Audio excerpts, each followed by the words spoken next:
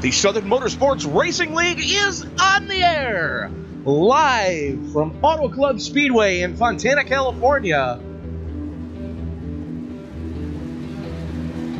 It's the Portside Jaguar Land Rover Cup Series. This broadcast is being brought to you by Portside Automotive Jaguar.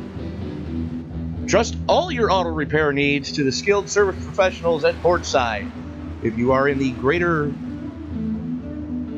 Mount Pleasant, South Carolina area, 843-375-2702.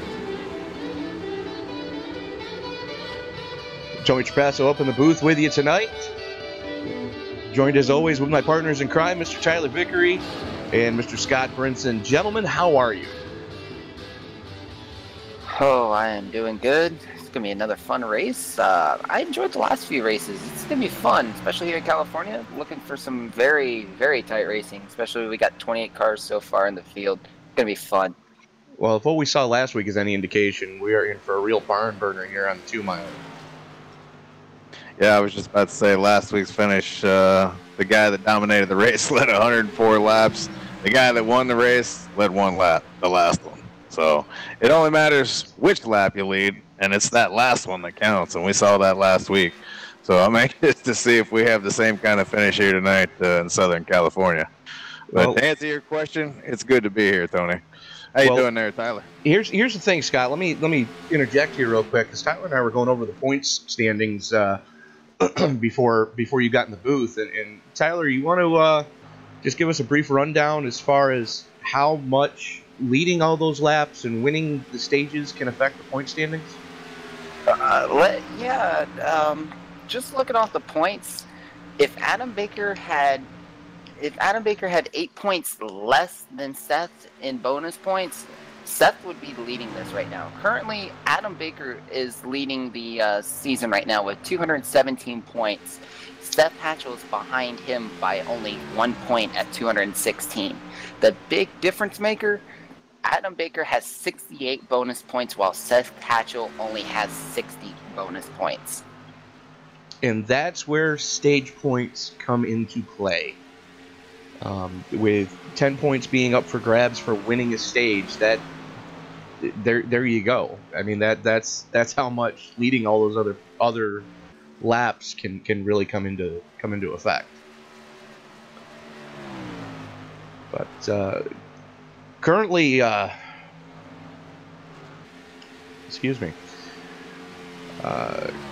currently hot laps underway, and as we take a quick rundown so far.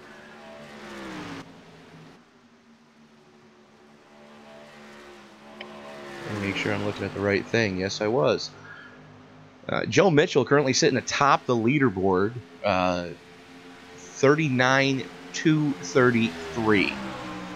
One of only 4 drivers in the 39-2s. That's flying. I don't care who you are. At a 2-mile track, and as slick as the pavement is starting to get after a few seasons after the repave here at Auto Club, a 39-2 is hauling the mail. There's a couple of them losing it on the backstretch right now, coming off of 2. One of them in the grass down here in 3. Well, the exit of 2 and the exit of 4 are going to be places to watch tonight. That's for darn sure. As far as that all goes. Well, that's going to do it for practice. It's time to go qualify. 5 minutes of qualifying here tonight for this race, and we got a bunch of vultures here tonight. Absolutely. You notice the pack's already starting to form up as cars making their way out on the track. Tyler Pluff, Tom Clayton, Paul Zoda all making their way off of pit road. Aaron Baker out there, Jeff Glockner out there. Open qualifying. It's fun from a broadcasting standpoint, but it can be terrifying from a driver's standpoint. Simply because you have to figure out how to play the game to give yourself the best starting spot. And we saw pit road position play a huge factor last week in some of the pit calls that were made. Yeah, most definitely. especially with Adam Baker, he had, I believe it was, I have to recall, I believe he had an issue during that race last time, and he was able to come back to win it after having, I believe it was a miscue on pit road. He got popped for speeding and finished second. Ah. But he did lead the vast majority of laps, if I'm not mistaken. Yeah, last week was the week everybody getting caught on pit road speed. Yeah, that's going to be one of the keys, is not making any mistakes on pit road. And I have a feeling, especially the way this track layout is, there might be some more speeding penalties, depending on where they decide to start making their slowdown at coming out of 4. Hey, you just got to practice that during practice. I always make it a point every week, no matter which track we're going to practice the entry.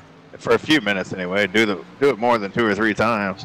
Try to get used to coming into the pits carrying as much momentum as you can, because the slower and longer it takes you, you're giving up time, especially on a green flag run. You're giving up even more time under green flag conditions. Hey guys, remember what I said about the practice laps of these guys going 39.2s? We've already got 2 drivers into the 31s. Yep. But you got to remember, draft might be playing a role as well. Draft and probably a light and fuel load would be a safe assumption here. Travis Wall in the 44 currently sitting atop the leaderboard. That Piggly Wiggly number 44. See him tag the wall coming off the 4 and just barely missing the safety cones at the end of the pit road wall. 39.171. Good grief. And right behind him, a 193. Braden Johnson in the Furniture Row 36. See him going out for another crack at it. Looks like he's going to probably be able to get a tow off the 87, who's currently up to speed.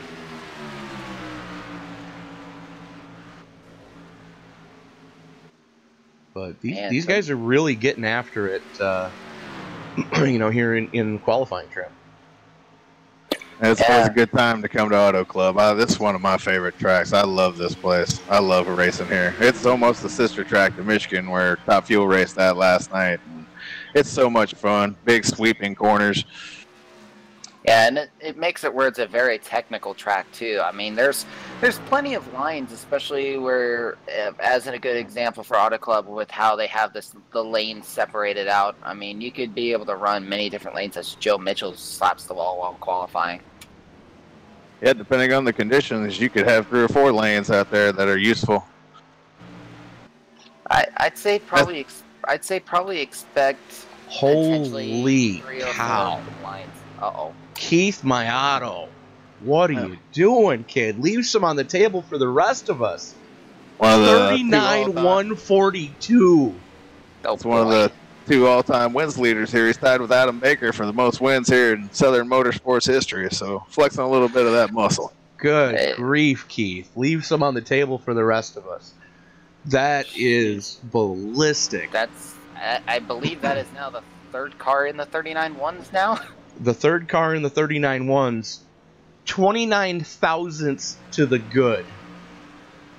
My goodness. That's basically at the speed, at 200 miles an hour, 39 thousandths is 2 car lengths. Jeez, that's... So that's, wow. From your front bumper, there's enough room to fit a car between you and the car that's behind you at that point. That's unbelievable. This is going to be some interesting racing now.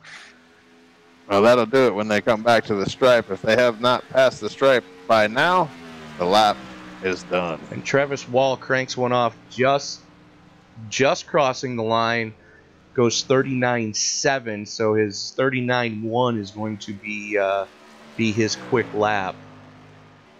Joe Mitchell getting ready to finish one off here.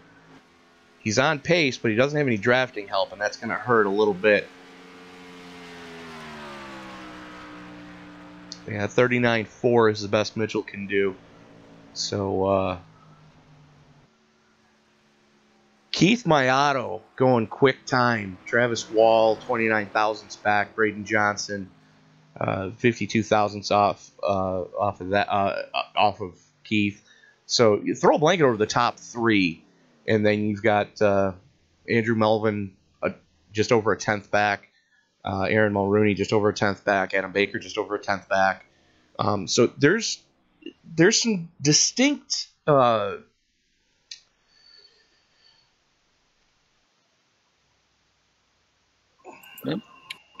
Do we lose you there, Tony? I'm trying to think of my words properly here, but okay. Let's run down the grid real quick here. So starting up on the front row, up on point, one of the winningest drivers in SOMO history, Keith Mayato, driving the Ford Quick Care 09, taking it to an unofficial track record 39.142. He's going to be joined with Travis Wall. Row number two is going to see Braden Johnson and Andrew Melvin. Row 3 is going to see Aaron Mulrooney Jr. and Adam Baker. Go ahead. All right. I'll jump in. Row number 4 will be Shane Papala and Joe Mitchell.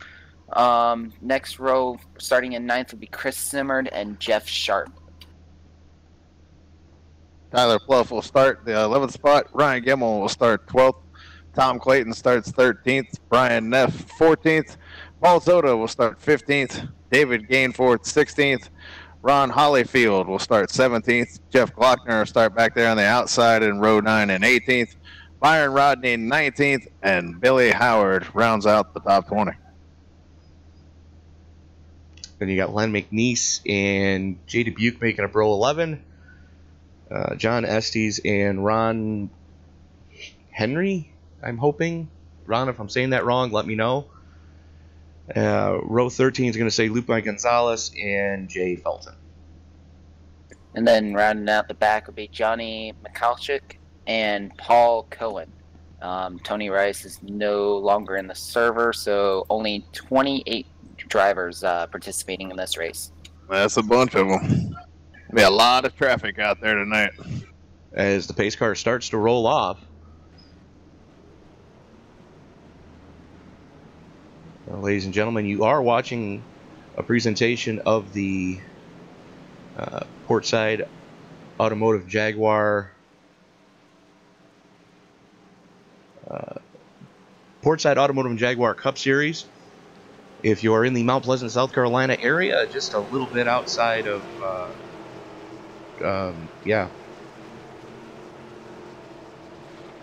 sorry folks, been one of those days. So if you are in the Mount Pleasant area, trust all your automotive repair needs to Portside Automotive. You can look them up at 843-375-2702. Time to go racing in Cali. Southern Cali. I'm a Raider fan, so California's got a special place in my we won't heart. hold that against you. Yeah, I hear you. Well, shoot, especially with the Raiders, you got some good talent coming your way. I saw that. Old Jordy Nelson gonna be a Raider. How about that? They Yeah, cut Crabtree to make room for him. I'm not a happy camper with the entire NFL right now. Oh, here we go. Get us going. Pace car making its way through the 3-4 complex. Mayato getting ready to pull the trigger. Pace car makes a hard left turn. Mayato holding the field down. Finally pulls the trigger as they come to the green. And we are off and running in California. Boy, that was a broken up start. A lot of guys were ready to get going, and a lot of guys had to do some brake checking all throughout the field on both lines. So interesting. Kind of separated them a little bit here, though. Some of them, anyway. Yeah, it's still 2x2 though. Braden Johnson, Travis Wall. It's still anybody's battle up here for first as they start winding up some laps. The Look top at all five those is cars. starting to move away right now. It's there's a gap forming between Baker and Mitchell. Mitchell's starting to reel him back in with the draft. Baker almost thought about forcing it through wide, but thought about it last second. It was a smart move there. It could have been ugly. Well, Baker's been doing this long enough that he knows that it's way too early to be doing something that crazy. And especially when a lot of people, it's fresh rubber, everyone's wanting to try to get some kind of ground going, but at the same time, I mean, still got 155 laps here, so I mean, they're still only on lap 2, so we got a lot of racing still to go. We got a lot of racing left to go, but we do have a lot of racing going on right now for the number 3 spot as Travis Wall just powers one through turn 3. Yes. This is gonna be a good battle up here for top 5. Top 5, hell, throw a blanket over the top 7. Yeah, it looks like that gap though, 5th and 6th, was starting to close in. Just looking at the timing real quick. Everybody in the back just trying to find a little comfort zone right now. Saw some door banging going on there in that last lap. Not so much now. Everybody just trying to find a little comfort spot. Well, right here, this is the stage of the race where you just want to just kind of relax a little bit, kind of hold court, see what you got in this first stage. Nobody really wants to be that guy. Right now, Ryan Gimmel, though, way down on the apron. That's your battle for 13th shaping up as Jeff Sharp in 73 on the high side, able to keep it wound up. Yeah, this race is scheduled for 155 laps, so... I did not hear what the stages were going to be. Did anybody catch that? It would be on lap 45 and 90. Okay. Yep, 45 and 90 from this chat I saw earlier up from Paul. All right, fair enough. There's Holyfield trying to make a move right now on Sharp, side by side as they come through the tri-oval. And that is league owner Paul Zota right behind them in the anti-monkey butt crane number 99. Just going back to the stages there, that means that final stage will be 20 laps longer than the first 2 stages. So a little longer there in that last stint. And if they were to go green that entire last stint, they would have to make a pit stop in that last stint. That'll make it interesting too, is based on strategy, is whether some of their drivers might decide to pit early on that second stage and give up the points. Talking about points right now, Travis Wall and Andrew Melvin just slugging it out for second place right now. They each want that 8 points up for grabs for second. Is Keith Mayato is starting to check out. Half a second to the good for Mayato right now. Yeah, Mayato's probably just staring at the front, not even looking in his mirror right now. Hoping it stays green the entire time. If he is looking in the mirror, he's got to be grinning, going, "Yeah, go ahead, guys, just burn all the goodie off your tires. I'll just walk away from you later." Exactly. Yeah, they're having fun back here racing for second. Yeah, Baker's just waiting in the wing, waiting for someone to make a mistake. Or burn up their tires, one or the other, and have just pounce on both of them. Or a combination of the two. Yeah. It looks like Baker's not... He's not being too aggressive in the turns. Just turning it nice and steady. Looks like it's the first time he's going down low, seeing if he can make a pass on Andrew. Well, the other thing it looked like he was trying to do is just try to get the nose of that car into clean air, which inherently with the Cup cars, especially when you get to the faster tracks, the tracks where you can hit 200 miles an hour, if you don't keep air on that front splitter, it's going to plow like a dump truck on ice. Alrighty. Good to know. Well, you wouldn't know that. Florida boys, not too sure about what snow's all about. I've experienced black ice. That ain't nothing to mess with. That wasn't fun that night. I am happy to say, though, I avoided the ditch. I will say that. I got her woed down. Well, that's half the battle sometimes. Yeah. So I wasn't going that fast, but man, it blew me from one lane to the other, and I was like, whoa. Yeah. Would like to take this moment while we are watching some good battles on track. If you like what you're seeing, don't forget to like, subscribe, and share. Let all your friends know about SOMO and the Beaufort Broadcasting Company, the other BBC. And if you want to try to get into the action with SOMO, go ahead and wait till after the live stream's over. Drop a comment in the replay comment section with your iRacing screen name, and we'll get that passed along to the league admins and see if we can't get you added to the on-track action. Closest battle on track right now, speaking of league admins, Paul Zota running side by side with Lupe Gonzalez right now. That's your battle for, looks like 16th. Is Lupe able to make the low line work? Now he's working on Ron Holyfield. Or Hollifield. Trying to get a twofer on this lap. Trying to get a twofer, and as low as he is, looks like he's going to get it. He's cleared him. And here comes Zota as well.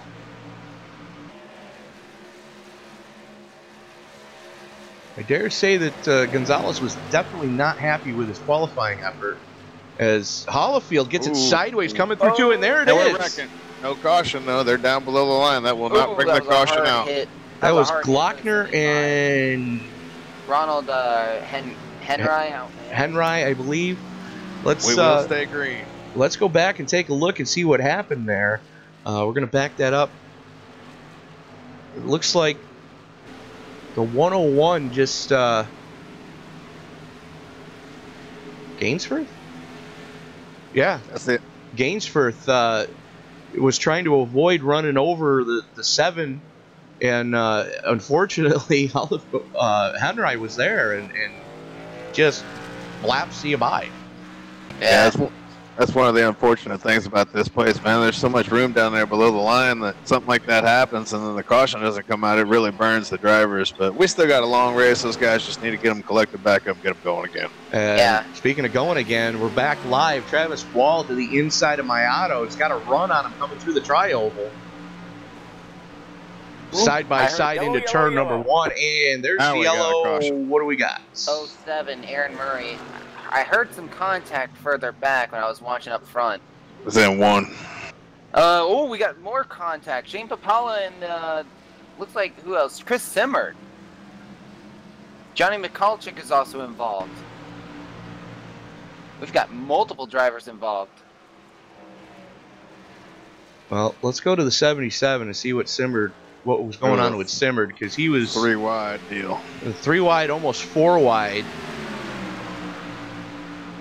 Yeah, the 07 was the meat and the sandwich. Caught Simmerd and Papala banged doors. So Papala was on the low side. Tom Clayton got away. I was just about to say that. I think you should probably show that accident from the onboard of Tom Clayton's machine. Well, we're going to in a second here, but I think he just had a heart attack, to say the least. That was some excellent driving by Tom Clayton. Yes. So I am being told by our wait till you see the onboard. So I'm being told by our crack tech staff, or is it our staff tech staff on crack, I forget which. So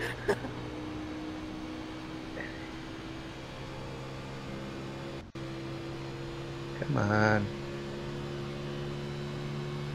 Yeah, they're on crack. Where the hell's Clayton? There he is. All right, so here we are coming through the 3-4 complex. We're on board. We've got a helmet cam on a couple drivers tonight. Tom Clayton just happens to be one of them. So here we are. You're going to see the accident happen right in front of him there. You see the door bang happen. There goes the car up on the... And... yeah, just ever so slight... wow. Slight contact on the 77, but able to get through there relatively unscathed. It's like your favorite roller coaster. Which way are we going next? That's no lie. Holy cow. And it looks like everybody bringing it down pit side this time. Travis Wall getting a run there for out of pit road. 14 laps in. Looks like Keith Mayato going to win the battle off pit road. Braden Johnson second.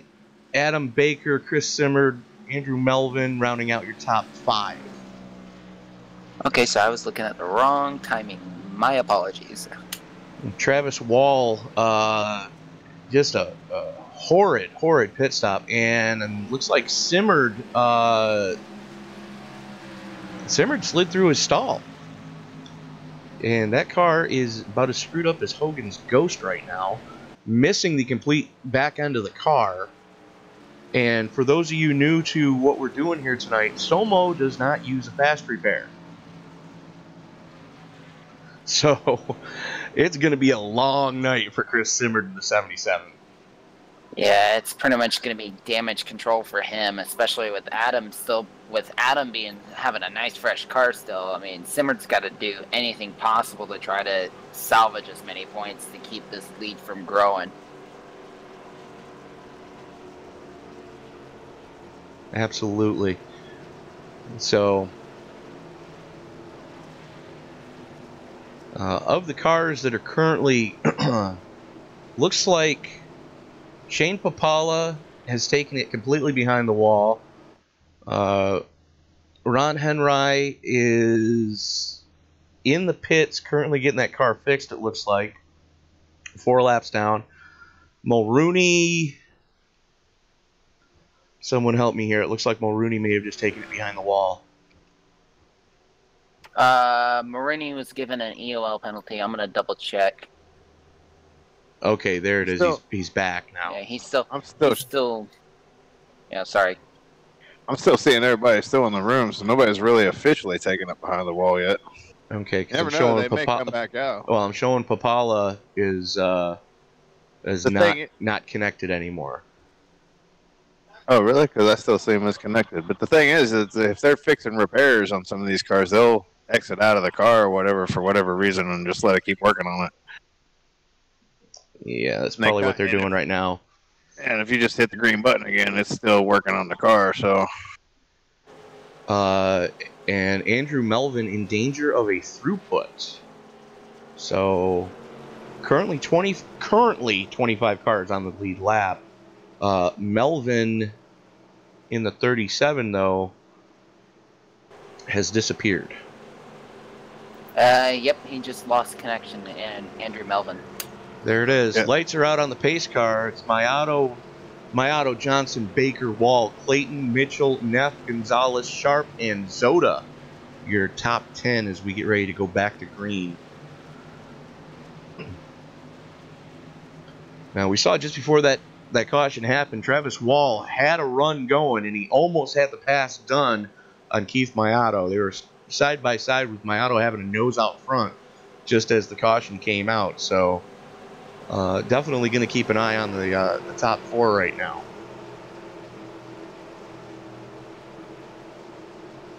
Still a long way to go. Long way to go and a short time to get there. Oh, wait, no. Wrong. Wrong movie. Wrong track.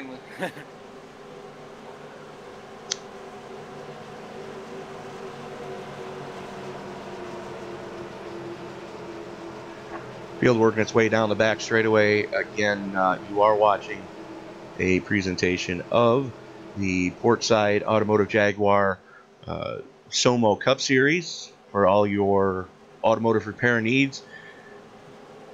They are very capable of handling your brand new Jaguar or Land Rover, and they can also, their certified techs can also handle your trusty Ford, Chevy, Dodge, what have you.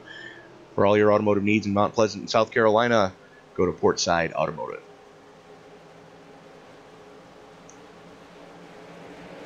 Green flag, green flag. Green flag, and Mayato's just gone. Mayato's gone. Braden Johnson got about the best restart that he could. And for those of you who haven't really driven the Cup cars in iRacing, unless you're running an Oculus Rift, outside row number 1 is probably one of the 2 most difficult starting spots of anywhere to restart. The only other place it would be more difficult would be if Mayato was starting on the outside line. Yep, starting second sucks. I'll just say it. You're always the guy that gets hung out. Yep. You always have to just time it right, and if you can tell when the leader's going, go at the same time, but it's still very difficult. Yeah, if you have to restart on the bottom of second place and you time it wrong, you can get a black flag. Yep. If you time it wrong, period, you can get a black flag. Well, it's more apt to happen on the bottom. It is, because luckily iRacing has that little rule where you can pass to the outside before the start-finish line on a restart. As long as the green flag's out. If the green flag's not waving, you'll get a black flag for doing it. That's exactly it. Yeah, I know people that used to try to abuse that rule. And no, I wasn't one of them. I remember the last time I actually got into a Carb Cup race.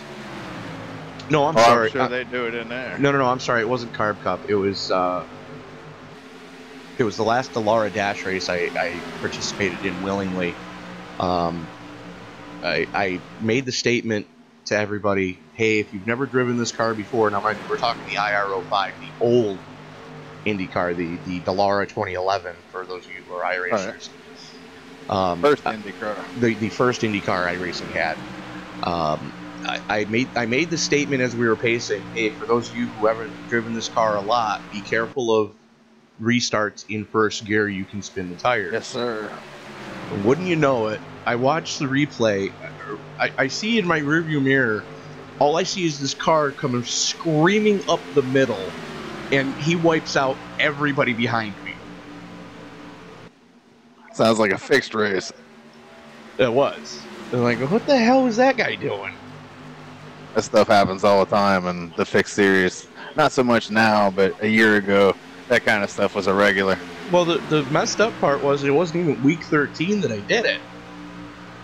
So, meanwhile, back on track, Wall to the inside of Johnson for second is Mayato with a 7/10 lead right now.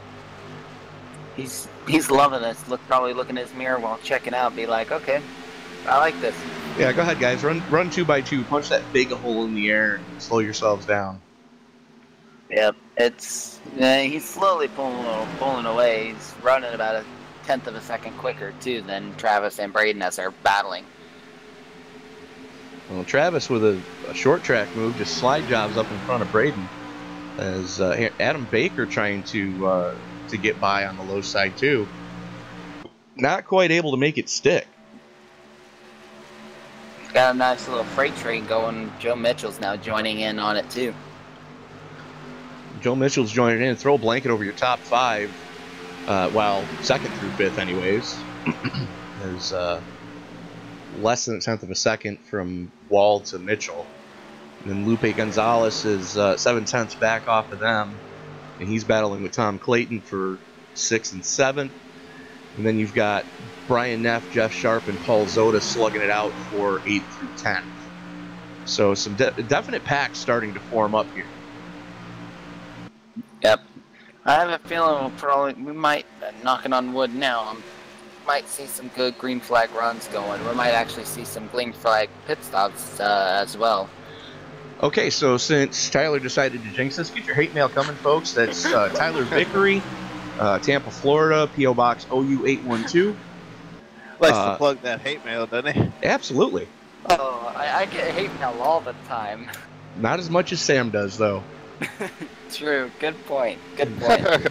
Those of you who are longtime viewers of the Boat Broadcasting Company know Frenchie has not borrowed the plane yet to go boot Sam in the bollocks.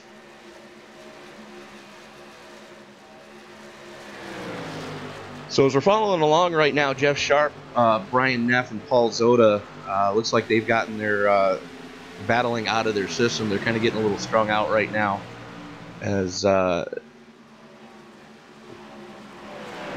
Braden Johnson getting freight trained on the inside. Adam Baker gets by him. Joe Mitchell side by side with him now. That is your battle for 4th. Mitchell going to suck up and get some draft as they go into turn number 1. And all that battling has let Lupe Gonzalez reel these guys back in, along with Tom Clayton with 66. Yeah, I think Tom's kind of still breathing a sigh of relief still after barely avoiding that accident. I think he might want to take that opportunity now since he's still in the race and try to see if he can catch up and get into the top 5. I think Tom's still trying to get the chocolate bar out of his pants. Well, that too, but I mean, he's probably like thinking, okay, I might have an opportunity here for a top 5. So, granted, there's still only 25 laps in this race, but still a lot of racing to go. Still a lot of racing to go, but we are just about halfway to the first competition caution. As Gonzalez to the inside of Mitchell right now. Mitchell getting a little sideways coming through turn 2. That's going to let Gonzalez get a good run down the back straightaway. I'm noticing they've gotten a lot more spread out this run than they did the first run. Yeah, and I think too, if there's any battles going on, do expect some people to do a major slide job from the high line down low. They're going to try to push those cars as much as they can to try to get, and just to get that extra bonus point. As we're watching Glockner right now battle it out with McCulchick, That's your battle for 15th. Glockner's got it now. Lochner's now looking at trying to get around Gemmel just in front of him, only 0.2 of a second. He's got to reel him in, and that battle for 11th is starting to heat up. As Hollifield has it, Howard wants it. Rodney and Tyler are both there just biding their time. And this is one of the closest battles on the track right now. And as we've pretty much reached the halfway point, well, we're a little past the halfway point of the first stage, we still have 23 of the 28 that started on the lead lap and still 25 of the 28 in the race. So still a lot of guys out there. We got Chris Samard 2 laps down, and Andrew Belvin come back in the room, but unfortunately he's 6 laps down. So his competitive evening is pretty much over. Yeah. And here we go. Business is picking up. Yeah, I'm watching 14th right now. That battle for 11th. Tyler Pluff almost forced it 3 wide a lap ago. What am I hearing? Somebody just tagged the wall hard. I'll look to see if I can find. I don't see anybody. I heard a big crunch. Everybody's going. Everybody looks good. I don't see anybody smoking or off pace. Yeah, I don't see anyone off I this just make either. contact. Sometimes that wall reach out and grab you. Byron Rodney are just on a slide for life, able to just barely hang on. That car was dirt tracking through turn 2, able to get it straightened back up. He is going to lose a spot to the 24 at Glockner. Good save though. That's a great save. Better than a wrecked car. I'm going to say that. I'm going to put that one down as possible save of the night.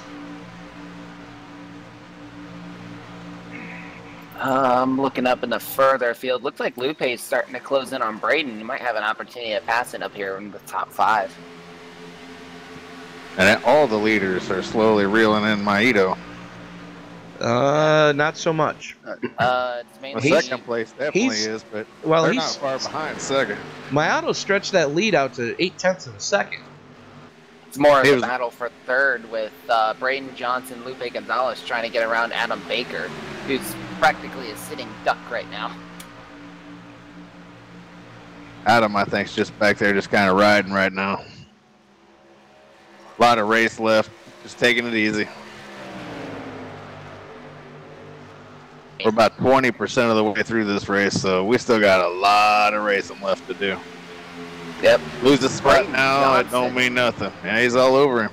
Ooh, I was worried there for a second. Braden was going to spin Adam there for a second. He was right up the rear bumper. Well, he knows Lupe's coming, so I think he's trying to push. I think he's trying to push Adam. Just hey, come on, let's go, because Lupe's coming, kid. Yeah, they got about 14 laps to go in the stage, and it's definitely going to start picking up.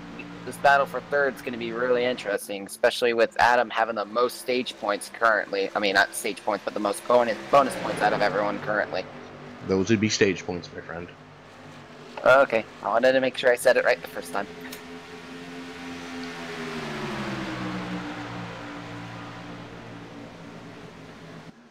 So, Maeto's just checked out.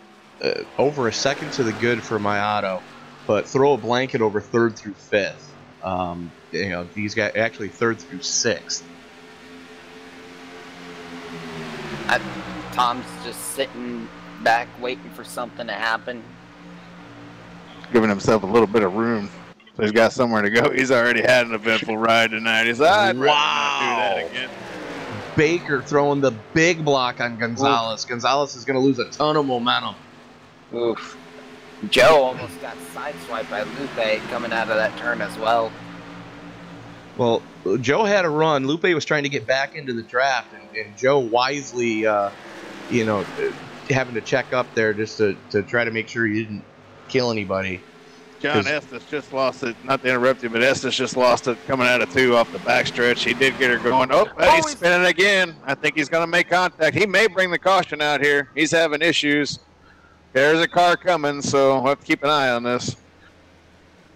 He's going to get her going again, but Estes having issues here, almost bringing out the caution. I think we're going to be all right, though. Down on the apron, so looks like we are going to stay clean and green. Hope he keeps it down there, because here come the leaders. Looks like he might be heading to pit road. I'm sure he is. He cooked up them tires. Yeah. Safe bet. I'm thinking that there's definitely a flat spot on the 72's tires right now. Braden's looking on the inside of Adam. That's like barbecue at the fair right there. That's no lie. Another slow car on the apron as Adam Baker and Braden are fighting for third. That would be Jay Dubuque coming out of the pits, I believe. No, I'm sorry. That was Ron Henry coming out of the pits final. 24 laps down, but back running, so good to see him there. That's always a good sign. As Johnson has gotten by Baker, and here comes Gonzalez. Had a big run off that corner, too. Might be able to get the position off of Baker as well. I don't think he's going to get the clear going into one. Yep, Baker's just going to let him have it way too early. You know, and that's the one thing about these guys here in the Southern Motorsports Racing League is they do know that in order to finish first you must finish. So, you know, a little give and take this early in the race as we're only working lap 36 of 155. John Estes coming off pit road, so I think he's got that thing under control now. As he tucks in behind the 12 there. 2 laps down, but at least it's not a wrecked car. That's right. That could have been a ton worse than it was. Agreed. 22 cars on the lead lap currently with about 7 or 8 laps to go in the stage. Now they're just racing for stage points. Absolutely. Trying to get to the end of the stage without making a mistake. Because they've been out there for a minute now on them tires. So 23 laps on the those who haven't gone down pit road again. They're currently working lap 23. Now make that lap 24. They're getting ready to start here since the last time they were down pit road. So if there's any goodie left on those tires, it's a distant memory. Oh, yeah. Yep. That's why they'll be glad to see that caution flag soon. Absolutely. Joe Mitchell working to the make a green flag stop. Joe Mitchell working to the inside of Adam Baker right now. That is your battle for 5th. Easily makes it pass. I think Adam will be glad when that stage ends because he's probably worn off the tires completely after that hard battle he had with Johnson. You're not wrong there.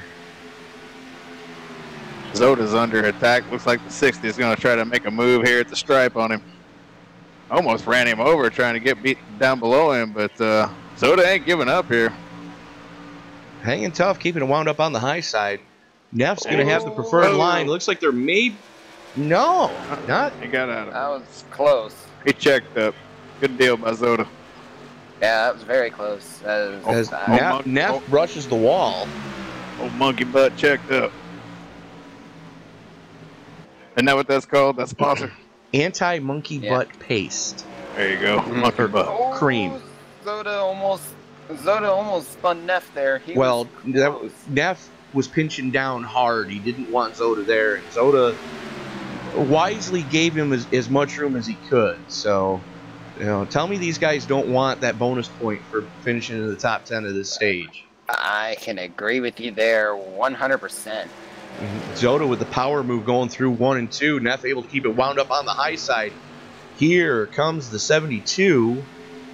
That's Estes, who's a lap down.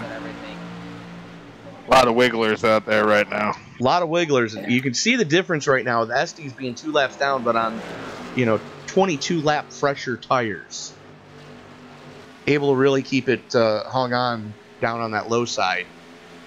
Ooh, 7's bouncing it off the wall back here. Everybody just trying to hang on. They got 5 more laps for that caution comes out the end stage number 1. Everybody just trying to hang on right now. It's getting hairy.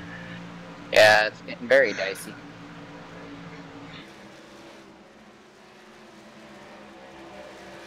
Hollyfield looks like it's collected, but you can see the right side of that car has got a little pancake action going on. Yeah, it looks like he smacked the wall pretty hard there too. Shouldn't hamper the car too much, but here though, if they're gonna say flat out, it'll really hurt. Here comes Lupe for third, trying to make a move here in these closing laps of the first stage. And I think he's going to get the 36. He does. He clears him, moves into third place. So Lupe still on the charge and moving through this field. Ooh, got a little squirrely. Good save though by Lupe. Braden practically was right up the rear end. Almost had to check up himself there to keep from hitting him. He hasn't given up. He's trying to take his spot back, but I don't know. See if that bottom will work. You know, I dare say we're going to want to talk to Travis Wall under the next when we go to the competition caution in 2 laps, make that 3 laps, and see if he thinks he has anything for Keith Mayato, because right now they've been 29 laps green. Mayato is 2.85 seconds to the good. Yeah, Mayato's pretty much saying hello, goodbye, and we'll see you in the next race. He's long gone, and he's still pulling away. These guys are still slugging it out for third right now. Gonzalez with a nose out front as they go into the 3-4 complex. Looks like he's going to get the clear mid-corner, but here comes Johnson battling back.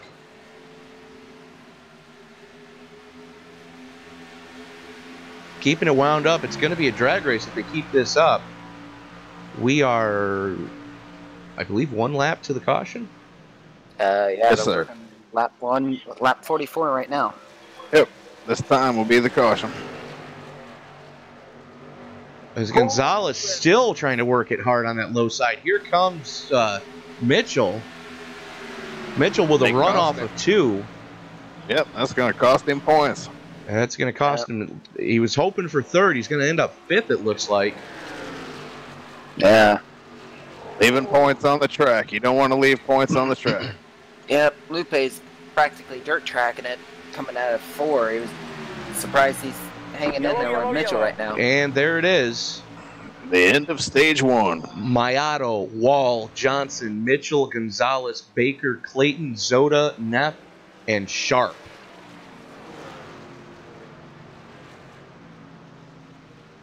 There's your top 10. Those are the cats that are getting the bonus points for finishing the stage. And the one guy that probably didn't want to see the caution come out was Keith Mayato. I mean, he was just gone. But he knew it was coming out. It wasn't like it was a surprise. He knew it was going to be thrown. There'd be one more. So, I mean, he knows that this is a stage event. So, I mean, you just got to go out and pick up the points and hope that nothing bad happens along the way. Well, you got to wonder, has he already shown his hand, or does he have something in reserve if needed? I think he's still got a little left. Sorry, I didn't mean to cut you off. I think he's still got a little left. I've seen Maito race quite a few times here at Southern Motorsports and in a couple other places, and that's why he's one of the 2 all-time wins leaders here. He's done some winning, and this guy's used to being out front. I think even though he's got a dominant lead, he's not out there burning up his stuff. No, he's not. But I'd like to point out he does not have the fastest lap of the event so far. No, you don't have that to. Goes you just have to be most consistent. You don't have to be the fastest. True. But fast lap of the event right now, Travis Wall in the Piggly Wiggly number 44. 39.4. Here's the race within the race. And we had a couple guys stay out here, looks to steal a point. No, those guys are laps down. Okay. So, if one of y'all wants to grab Travis Wall for us, once he's done, wait till he's off of pit road. Yeah, we're gonna watch. Yeah, as we're gonna watch the pit stops here. See the 36 breaking off into his stall. There we go. Top 3 are all in the stall. Oh, Mayato with a mistake. Slides through his stall. That might cost him. Looking like it's going to. I don't think he's going to come off the leader. His car went up late. 36 Gonna out. be a race. There it he is. lost it. He'll come out second though, so he only lost one spot. So, but he starts in that dreaded second spot. My least favorite place to restart. Yep. That may have been the. Wow. That's a rough one. Yep. All right. You want me to go ahead and bring Travis up? Yeah, let's talk to Travis. User was moved to your channel. Travis Wall, Tony up in the booth. You got me, sir. Indeed I do. Well, we saw you had a heck of a run going as far as, you were able to kind of get clear of everybody else. Do you have something in reserve, or do you think you have anything for Keith should this stay green for the rest of this segment?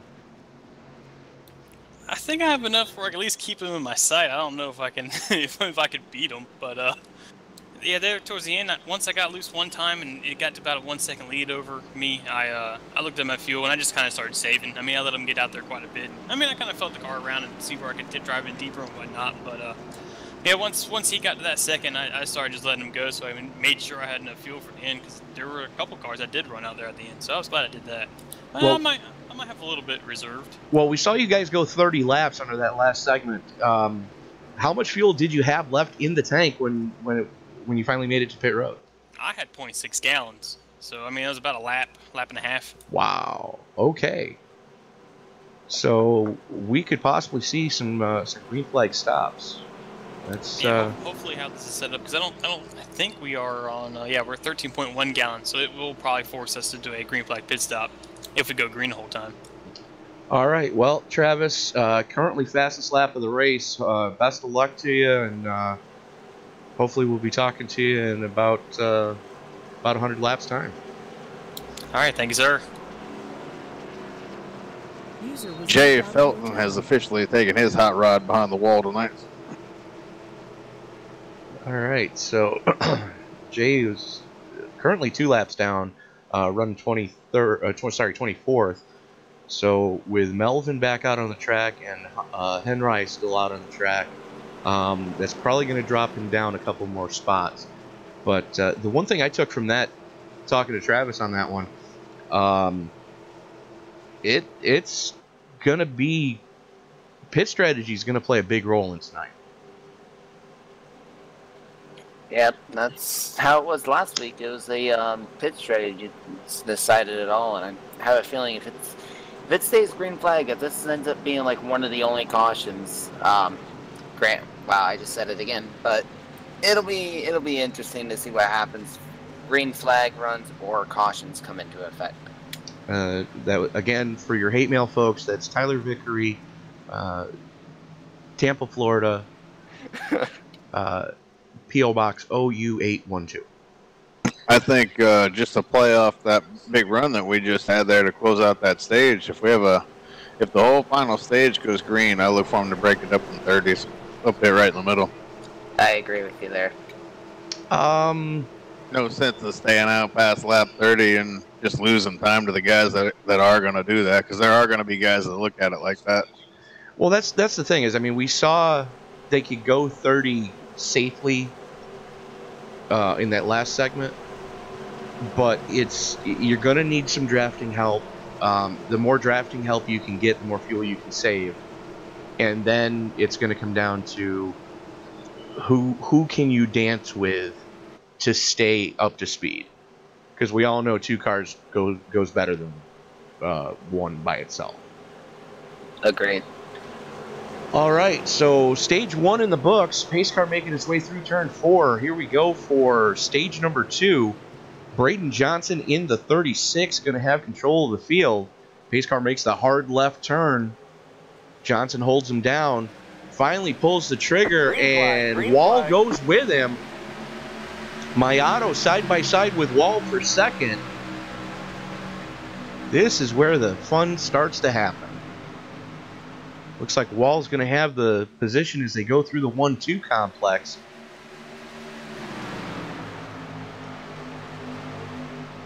Miata should have the run coming out of 2.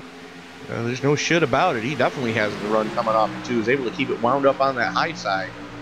Gonna dive down low now, trying to see if he can make the pass. And now it's Wall's turn to keep it wound up on the high side by side through the 3-4 complex, giving each other plenty of room. Mayato going to dump it down to the apron. Wall still keeping it wound up on the high side, getting a little bit of a pull off of Johnson, who keeps it high side. Mayato just slide jobs coming into turn 1. That could have been really bad if Wall had a little bit more momentum going up than that first turn. Mayato could have easily took himself out. That could have ended very poorly, very quickly. So a good battle up front for top 3. Slowly pulling away from Joe, but I think Joe's going to be patient here, especially at the start of the second segment. We are about a third of the way through this race now, so they're starting to move along. That last long green flag run helped knock out a lot of laps.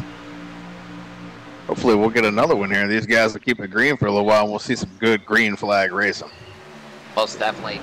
Near the end of that race, there was definitely some strategies working out, and it definitely came out in favor for a few drivers. You could definitely see the tires playing a role as the run got longer. A lot of guys were just holding on there at the end. It was about 30 laps, so this stage is 45 laps long. Obviously, there's a couple caution laps in there, but they could go that whole distance on fuel. But, man, it's going to be eventful in those final few laps. That was a pucker moment. Yeah. Braden Johnson completely sideways through turn 4, trying to get it back up to speed. That was a heck of a save. I thought he was done. He's going to lose second as well, but, I mean, that could have ended very, very badly for the 36. That could have ended very, very badly for anyone in the top 3 had that gone any way but how it did. 44 trying to make a move here, but I don't think it's going to happen. Yep. I think we can say that's now the save of the night. And Johnson brushes the wall again coming off the 4. I think he's trying. Tell me he's not trying to hang on with these guys. Yeah. Well, this is. Go ahead, Tyler. Sorry. No, I was just agreeing with Tony. It looks like he did get tires, but man, he's wiggling a lot as he scrapes the wall again. We're wrecking. We're wrecking. Flag is out. Oh. The 6 looks like a single car. It looked like it was going to be a whole lot worse than that. Little contact back there. 6 wound up paying the price. Looking at back, Let's roll that beautiful bean footage. Yeah, looking back, it looks like when he lost it, he slammed almost T-boned to 73. Well, he was the meat in the sandwich. Yeah, 73 definitely left that turn 2 with some damage from the 6, but that was I'm surprised the other car that was to the left, I didn't see what number it was, but that was Glockner in the 24. He should be very lucky as well he didn't get caught up in that, because that was very close of him getting involved. Yeah, that could have ended a lot more poorly than it did. You see Gemmel there. I'm sorry, it was 35 to the inside. Okay, so that'd be. And I think that's probably why Rodney. It looked like Rodney may have possibly taken the air off of Gemmel's spoiler. Let's see if we've got. Let's take a look at the chopper cam of these guys right here. Here they are coming through the trial. Well, you see the 6 there to the inside of Sharp, and here comes the 30. Here comes the 35 of Rodney. No, he was completely sideways on his own. So yeah, that was a rough one. That could have ended a lot more poorly than it did. So yes.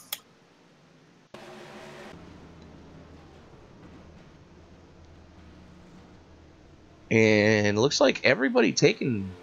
No, I'm sorry. Len McNeese in the 84 staying out. Keith Mayato's having issues with pit road again. He slid through his box, had to back up. That's very uncommon. He's going to lose a ton of spots there. Lost 7 right there. Actually, 6. Ouch. That hurts. that really hurts, especially when you've got some, you know, some hard-nosed drivers that are now in front of you. And we saw this last we saw this at Vegas. Yeah. Where Joe Mitchell had gotten shuffled back through the field, and it was difficult to get back up towards the front because there's a big difference between driving in clean air and driving through traffic. Yeah, that made a big difference there as well. So with Keith Miato knowing I'm sorry, I didn't mean to butcher that, Keith, but I mean that's going to really play a factor in whether he's going to be able to work his way up, because he knows he has a fast car up in the front, but now with being around traffic, it's going to really change that car dynamic. Well, here's another thing that's going to change some dynamic. McNeese just went down pit road, so he stayed out to lead a lap. Travis Wall just inherited the lead of this race. Travis had that good run too, and he was just being cautious. So, especially after we did the talk with him after the end of the first segment. So, business just picked up. Car.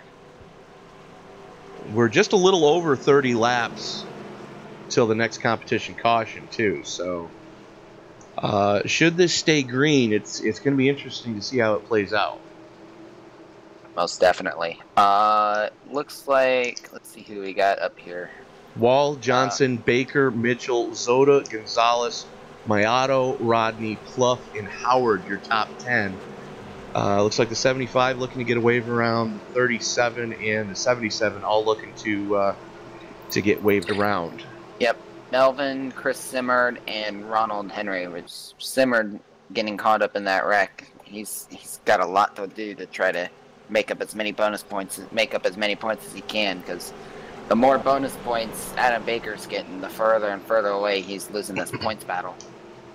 You're not small. They're not wrong. So, you are watching a presentation of the Portside Automotive Jaguar Service SOMO Cup Series. Trust your automotive repair needs to the skilled service professionals at Portside. They can handle anything from your brand new Jaguar or Land Rover to your trusted Ford or a Chevy. For more information, and if you are in the Mount Pleasant, South Carolina area, give them a call at 843-375-2702. They're starting to go 2x2. 1 to go signals. Going to be an interesting start. Travis can get a big jump here and leave everyone in the dust. We are, as they work their way through the 1-2 complex. Just so you know, we're talking 70-degree ambient air temperature, 81 degrees track temperature at the start of the race, and only a 2-mile-an-hour wind out of the north at the 2-mile Auto Club Speedway here in lovely Fontana, California. Nice early spring day for our West Coast friends. Those of us on the East Coast, not so much. Especially those of us in the Northeast, who Mother Nature kind of reminds me of an angry wife who she's mad at you and she'll blow up, storm off, and you know temperatures start to warm up. You think spring's coming. All of a sudden she'll come storming back into the room and go, and another thing. But anyways, that's when you move to Florida and find yourself a new wife. Yeah, unfortunately, no. So pace car making the hard left turn, wrong track. Travis Wall in control of the field, holds him down, finally pulls the trigger. Here we go.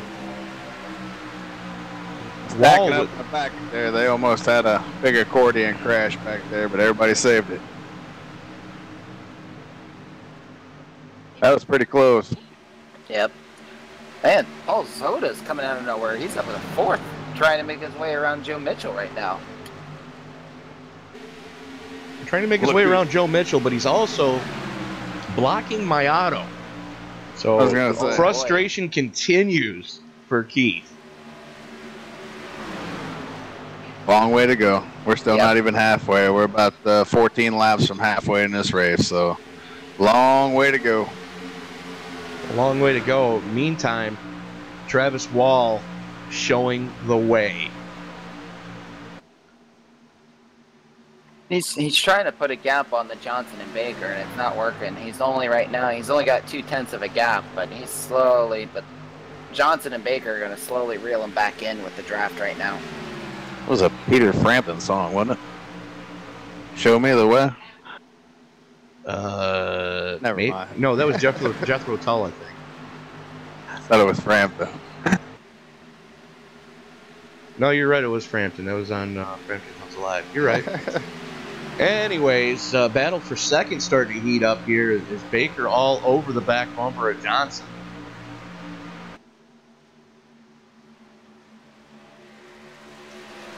Everybody pretty much getting single filed out.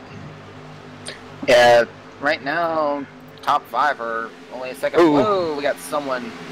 It's a 35. He saved it. He was headed down there below that white line. Got a little bit down below it. I thought I saw somebody sideways coming off too. I thought so too. Yep, 35. Purple car. Fair enough. Side by side with the 101, Tom Clayton right behind him. It was Byron Rodney in the 35.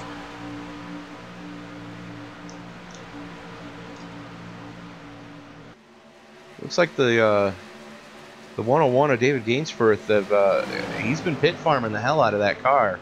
Not a lot of damage left. A little bit of a crinkle on the left front fender. Other than that, the team doing yeoman's work to try to get that car back running after the early incident that he had that brought out the first caution. Yeah, but it looks like he's got plenty of speed. Hasn't lost any speed with it getting fixed, so he might try to make a run at it as well, trying to get up into the top 10. And same story, different location. Neff and Zoda slugging it out again. This time it's for 7th place.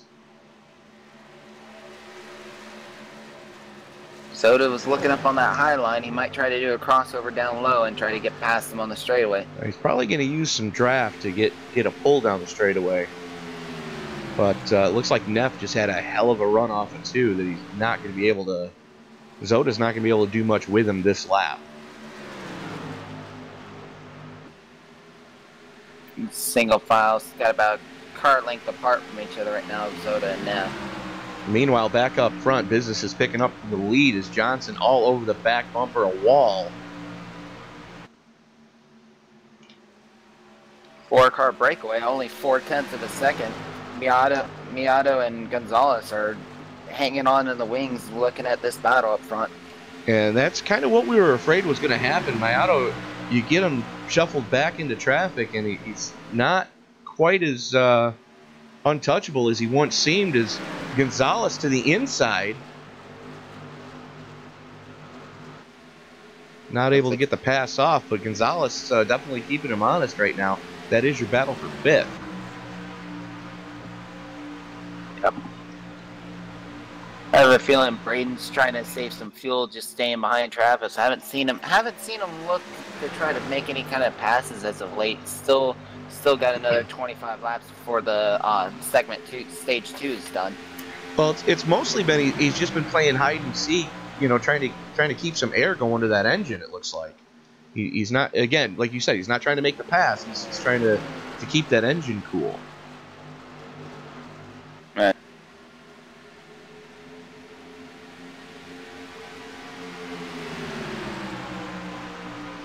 It looks like he's also trying to keep the tires underneath it as he's backing up right now to not get into the aero wash of the 44.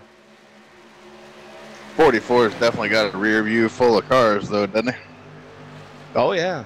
Oh. He ain't breaking away like Miato's been able to. Right. He's just kind of hanging back there in 5th place, just kind of letting this all unfold in front of him. But nobody's really doing anything. Everybody just kind of, they're all just staying close. It's more of a freight train now than instead of one vehicle so far ahead and then everyone else being a caboose.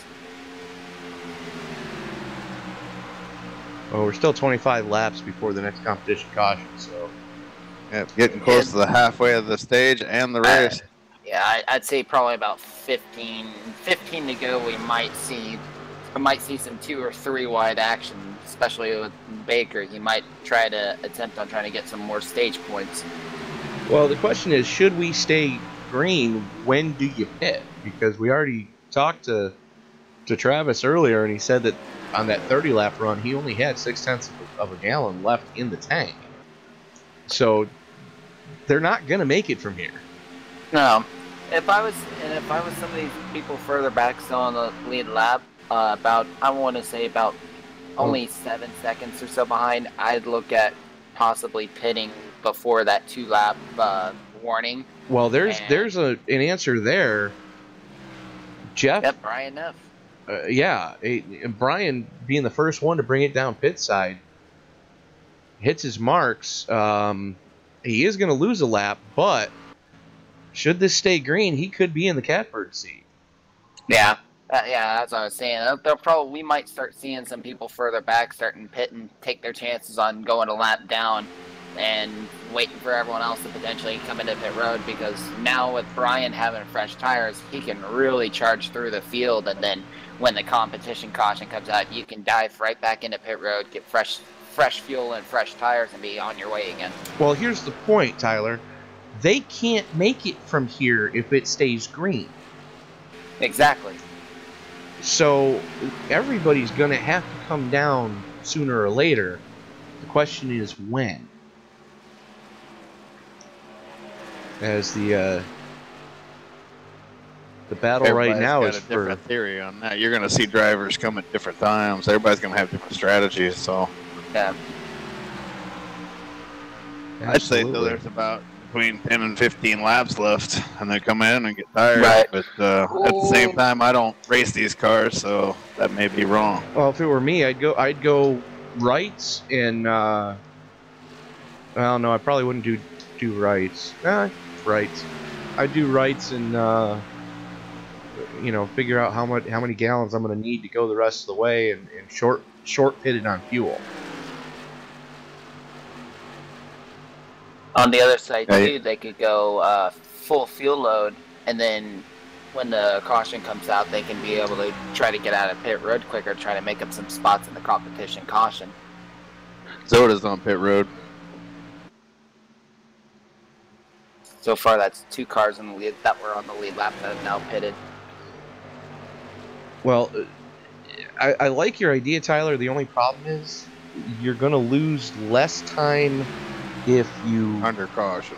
Right. So you're better off short pitting it on fuel under green and then top it off under caution. Yeah, you don't want to be sitting there under green flag. All of that sitting there under green flag, man. I'm always panicking. Come on, come on. I ain't waiting around for another can of fuel. Sorry, I got to go. Right. We've been quoting Smokey and the Bandit. I got to go. Yeah. How do you spell that? B-U-R? Yeah, I got to go. So anyways. We got an interesting battle up here for third. I mean, Baker's trying to keep my auto behind him. Yeah, that's not going to work too much longer. Yeah. So, it's funny that we're quoting Smokey the Bandit, considering that I just watched an interview with Burt Reynolds about who his greatest love was that got away, and his quote to that was Sally Field. I could see him saying that. That's a good answer. Smart man. Absolutely. As business is picking up for this battle for third. Gonzalez all over the back bumper right now, Keith Mayato. And here comes Mitchell.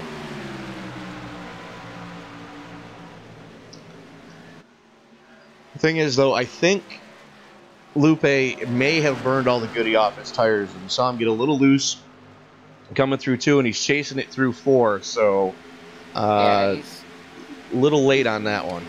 Yeah, he's starting to be really aggressive near late, and I think if he starts being too aggressive on trying to keep up the times, he's going to end up slamming into the wall or something. If I was Lupe, I'd probably start seeing about pitting now and just getting some fresh tires, because I don't want to. I would hate to wreck it, especially this far up on the. Well, I'm thinking now that, you know, with these guys not pitting yet, I'm thinking a lot of these guys are going to stretch it as far as they can, as far as that goes. And like you said, take as little fuel as possible until the competition caution comes out, and then come in and fill up the car. Well, here's the question. Do you actually take tires knowing that taking rights is going to loosen the car up? And it looks like these guys are already battling loose cars for the most part. Once again, I'm not qualified to answer that because I don't race these cars, so, and I don't know enough about the tire model to understand it and how they handle. So, Yeah. I know that's right. You're an open wheel guy. I keep forgetting. Yes, sir. Yeah. Yes, sir.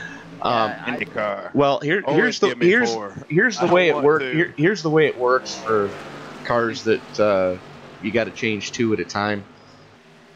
If you only take right side tires,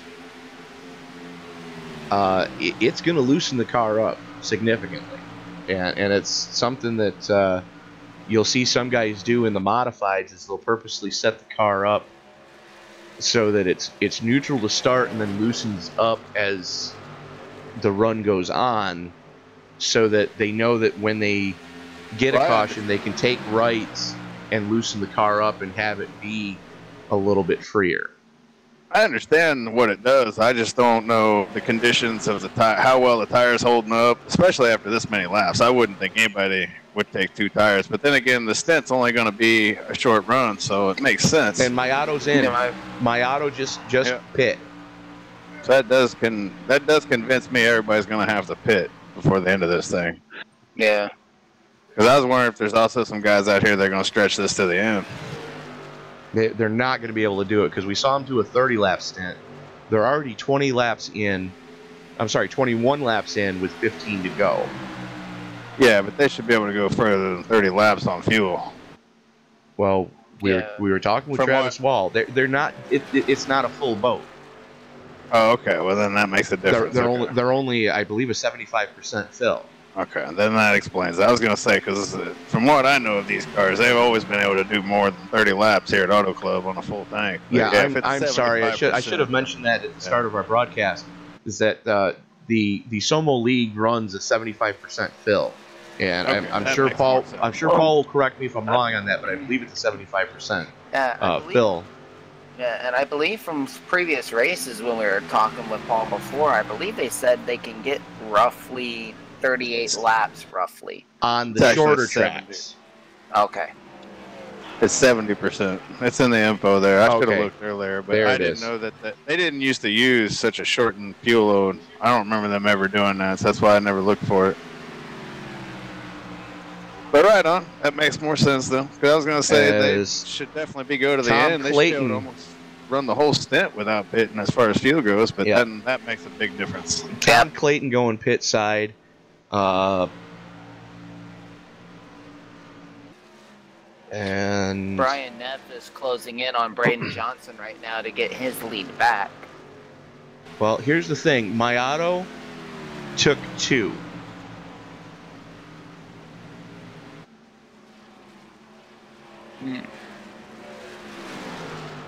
And looks like he's able to hang on to that car quite well, as he's running towards the guys that are up in the front. He's not running. He's a lap down. He only lost 1 lap. But Brian, you see how easy he's making it look right now as he just flashes by the 48 and the 18. Yep, and Brian Neff just passed, got his lap back as well in front of the leaders.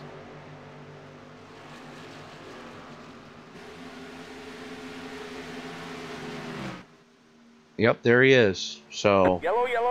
Oh! Caution is out early, so that'll bail some of these guys out. Ron Holifield. No, you know what?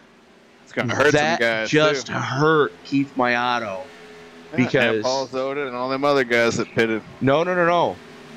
Zoda, I believe Zoda's the lucky dog.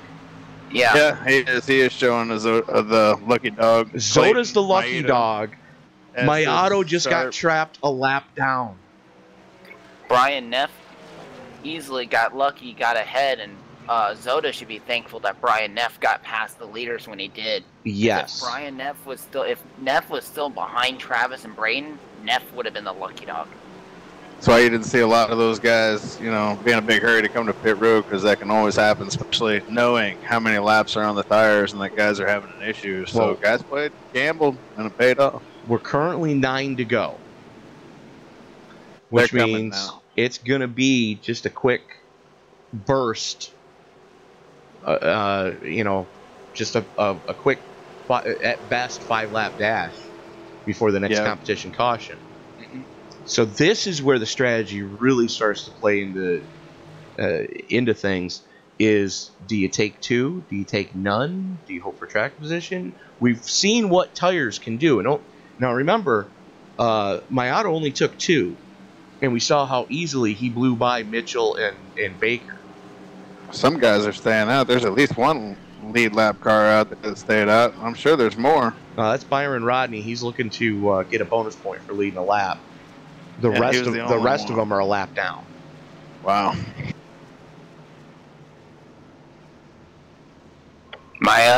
Keith Mayato is going to get a wave around, but I mean, with old tires, that's going to be very difficult for Keith. He'll be glad when the competition caution comes out. He's only 4 laps into his stint. Right, but he only got 2 tires, correct? You're not wrong. So that car is going to be very, very loose. You just got to drive it to lap 90, though, so it's just a short little sprint to there. So he'll get bailed out there. He'll have that whole last stint to recover. Yeah, that's what I was saying. He's gonna be happy when that competition caution, because then he can get some fresh rubber on that car. All right, so here's the deal. With Rodney's gonna have to pit. The 35 is definitely gonna have to come pit side. He's 26 laps into his stint right now. I doubt he's gonna be able to make it from here.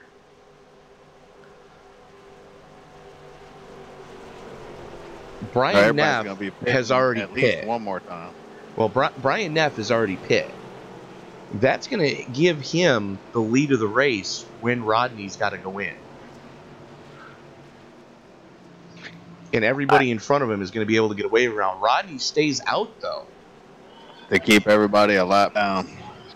To keep Look at that. Yeah. You know what that is? That's called racing politics right there. Absolutely.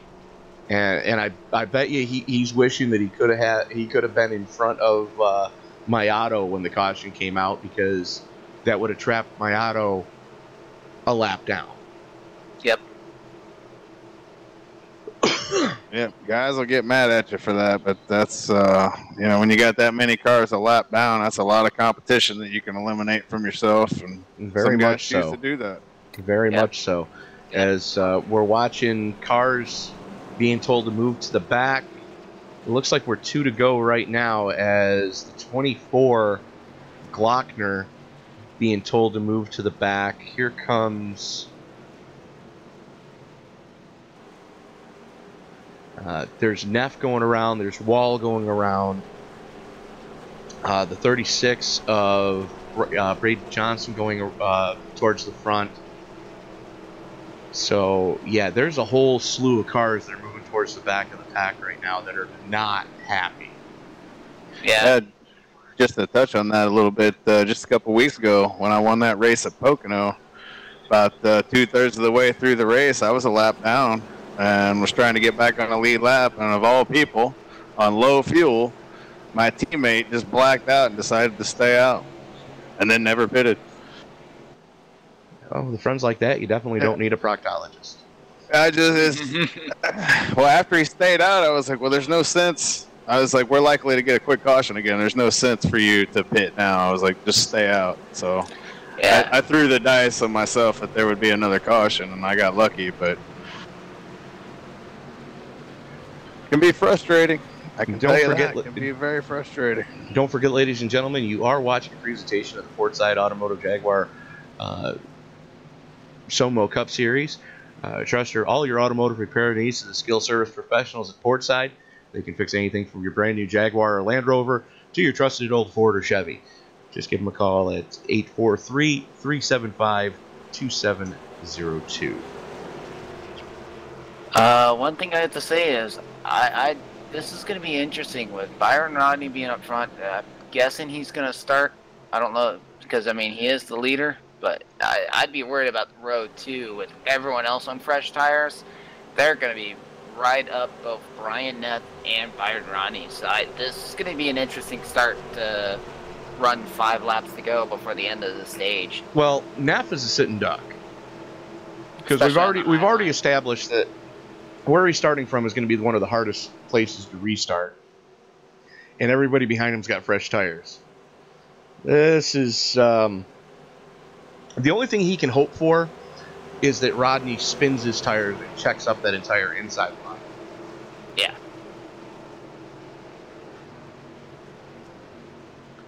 So the field working its way through the 3-4 complex. Pace car makes a hard left onto pit road. And Rodney holds him down, and holds him down. Green flag. Finally, green flag comes out. They finally pick the trigger back up. And Neff is going to lead him to the line. Oh, it's jam-pack. It's gonna be crazy to end this stage. Oh yeah, I'm already. Oh, here we go. I'm gonna put the over under at 5. How many cars get taken out? There goes one. Yeah. I'm surprised that was just one.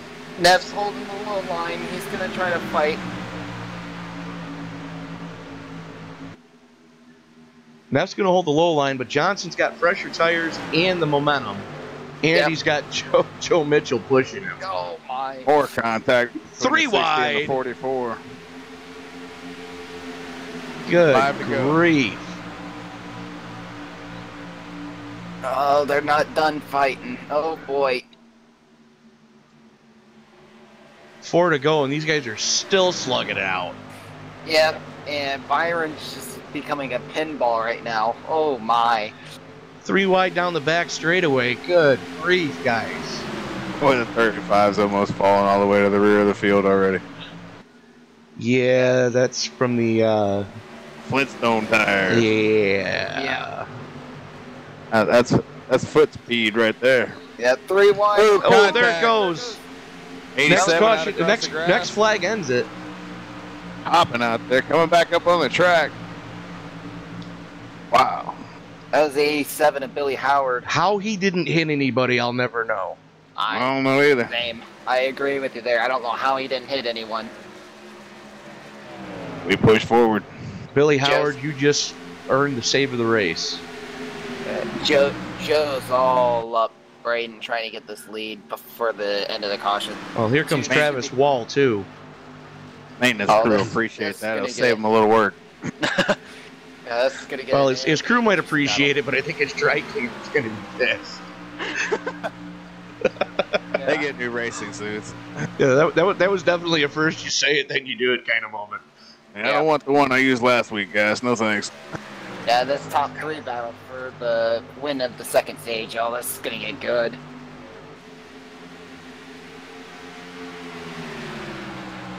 Braden's pulling a gap slowly on Joe Mitchell. Travis is looking to try to get around Joe for second. Not this time, but the next time they will get the caution flag. Be go time for Travis if Travis wants to get the second place, because it's going to be these two, Joe and Travis. Braden's just enough ahead that he doesn't have to worry too much. Travis going on that inside. Wall just dive bombs it. Slide job coming out of 2. What a pass. That'll secure him second. He won't have enough time to catch up to Braden, but that was a nice pass for second. That was straight chutzpah.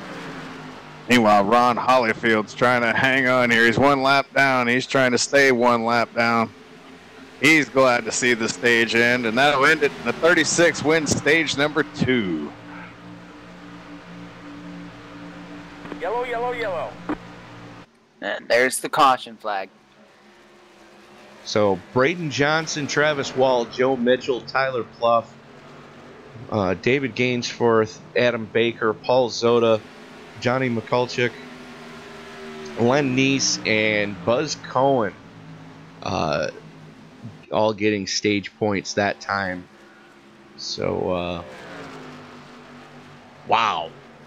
And also a side note, Keith Miyato 14th after all of that. After having to start back up on the lead on the 14th. Buddy's back on the lead lap. Yes. And that's going to give Tom Clayton the lucky dog, I believe, under the caution coming out. Byron Rodney able to hang on as the last car on the lead lap. And I bet he's probably regretting the choice of not pitting.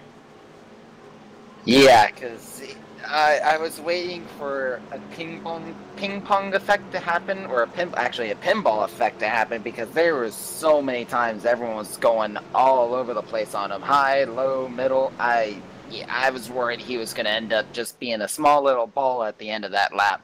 Well, that could have ended where they bring the car back on a flatbed, and the team has to piece the car back onto the hauler. Yeah, 'cause that could have been. Oh, I was waiting for a big one to happen, because especially up front when all of that was ensuing. Oh, I was very, very worried. Here they come. Everybody bringing it down pit side. The race within the race. Who will win the race off pit road? See who overslides their box this time.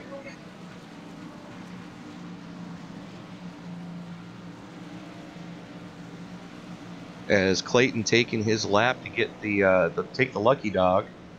That's going to put him back on the lead lap. So 17 cars back on the lead lap. Whoa. A couple of them going to take the wave around.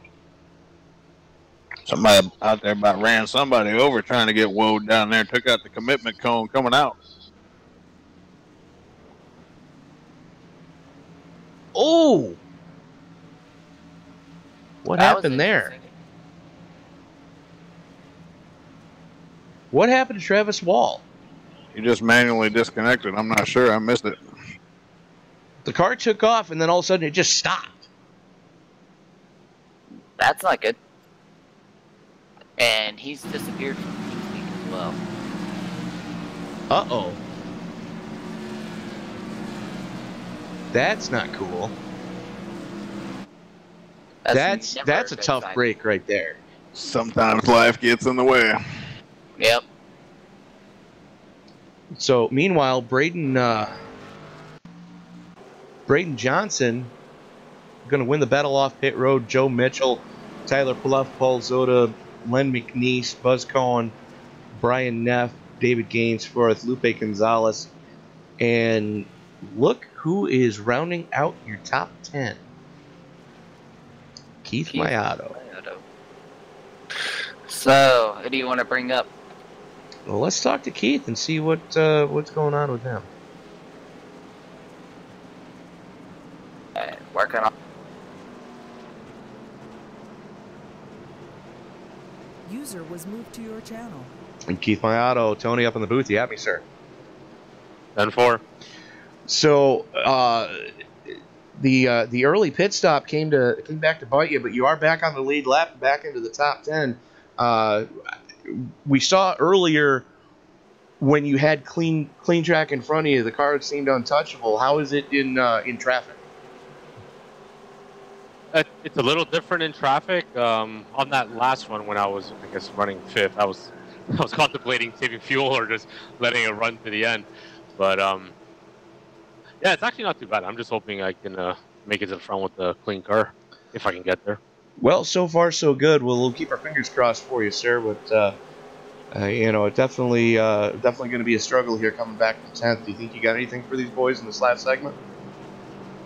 I think I do. As long as I don't miss my pit stall again on the next pit stop, I should be fine. Well, I didn't want to mention that to you because I saw that a couple of times. But how's the tire wear? We saw you guys get a couple of decent long runs in there. What are the tires doing to the best of your knowledge? With the last about 15, 20 laps, it starts getting a little free on exit. It's manageable, but that's really where you notice it. Entry is not too bad. You just got to slow it down a little bit more, but it's mainly free on exit. You got to play with the throttle and steering. All right, fair enough. Well, Keith, best of luck to you, and hopefully you can get that Motorcraft Ford Quick Lane 09 into victory lane tonight. Thank you. I'll see what I can do. User was moved out of your channel. Well, there it is. Like you said, after about 15 laps, the tires start to dive off into the Grand Canyon. About what I would expect here for these cars. This track is really abrasive and just chews up the tire. You don't notice it so much in the IndyCar unless the conditions are really bad or the setup's loose.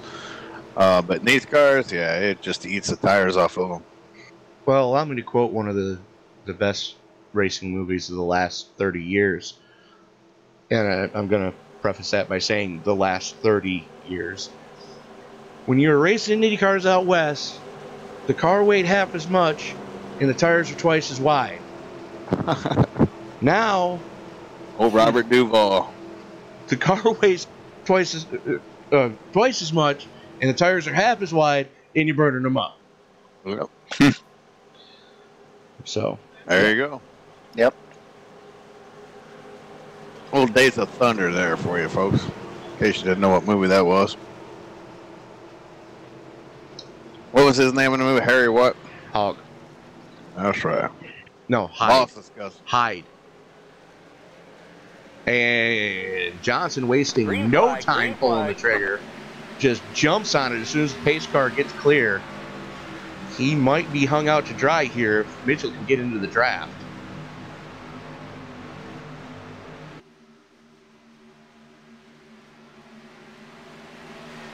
Yeah, it jumped out a 3 tenths of a second gap there. I mean, ooh, that was quick. Quick on the gun. Quick on the gun, but I'll tell you right now, the battle right now is really starting to heat up for third back. Yeah, a nice little name up in third. Paul Zoda. Been slowly improving this race so far. The highest we've seen him all night long. We'll see if he can hang on to it. He's under attack inside now. We're wrecking down on the inside wall in the grass. One of them flipping down there. Hard impact. J Dubuque, number 65. Big crash. No caution, though. They're down off the track. The caution will not come out. Well, let's go back and take a look at what happened to Dubuque. You see him coming off of turn 4 there. Got a car to his inside. That's the 80. Wow! Horrendous crash. You know, I usually end up saying this once a broadcast, but that is definitely a thank God this is a simulator kind of moment. Yep. Yeah. Man, Brian Neff got around Paul Zoda. Boy, oh boy, this is going to get heated up here for third. Well, Neff got around him. Pluff's trying. And here comes Mayato already up into 6th. Yep. And didn't take Picking him them off.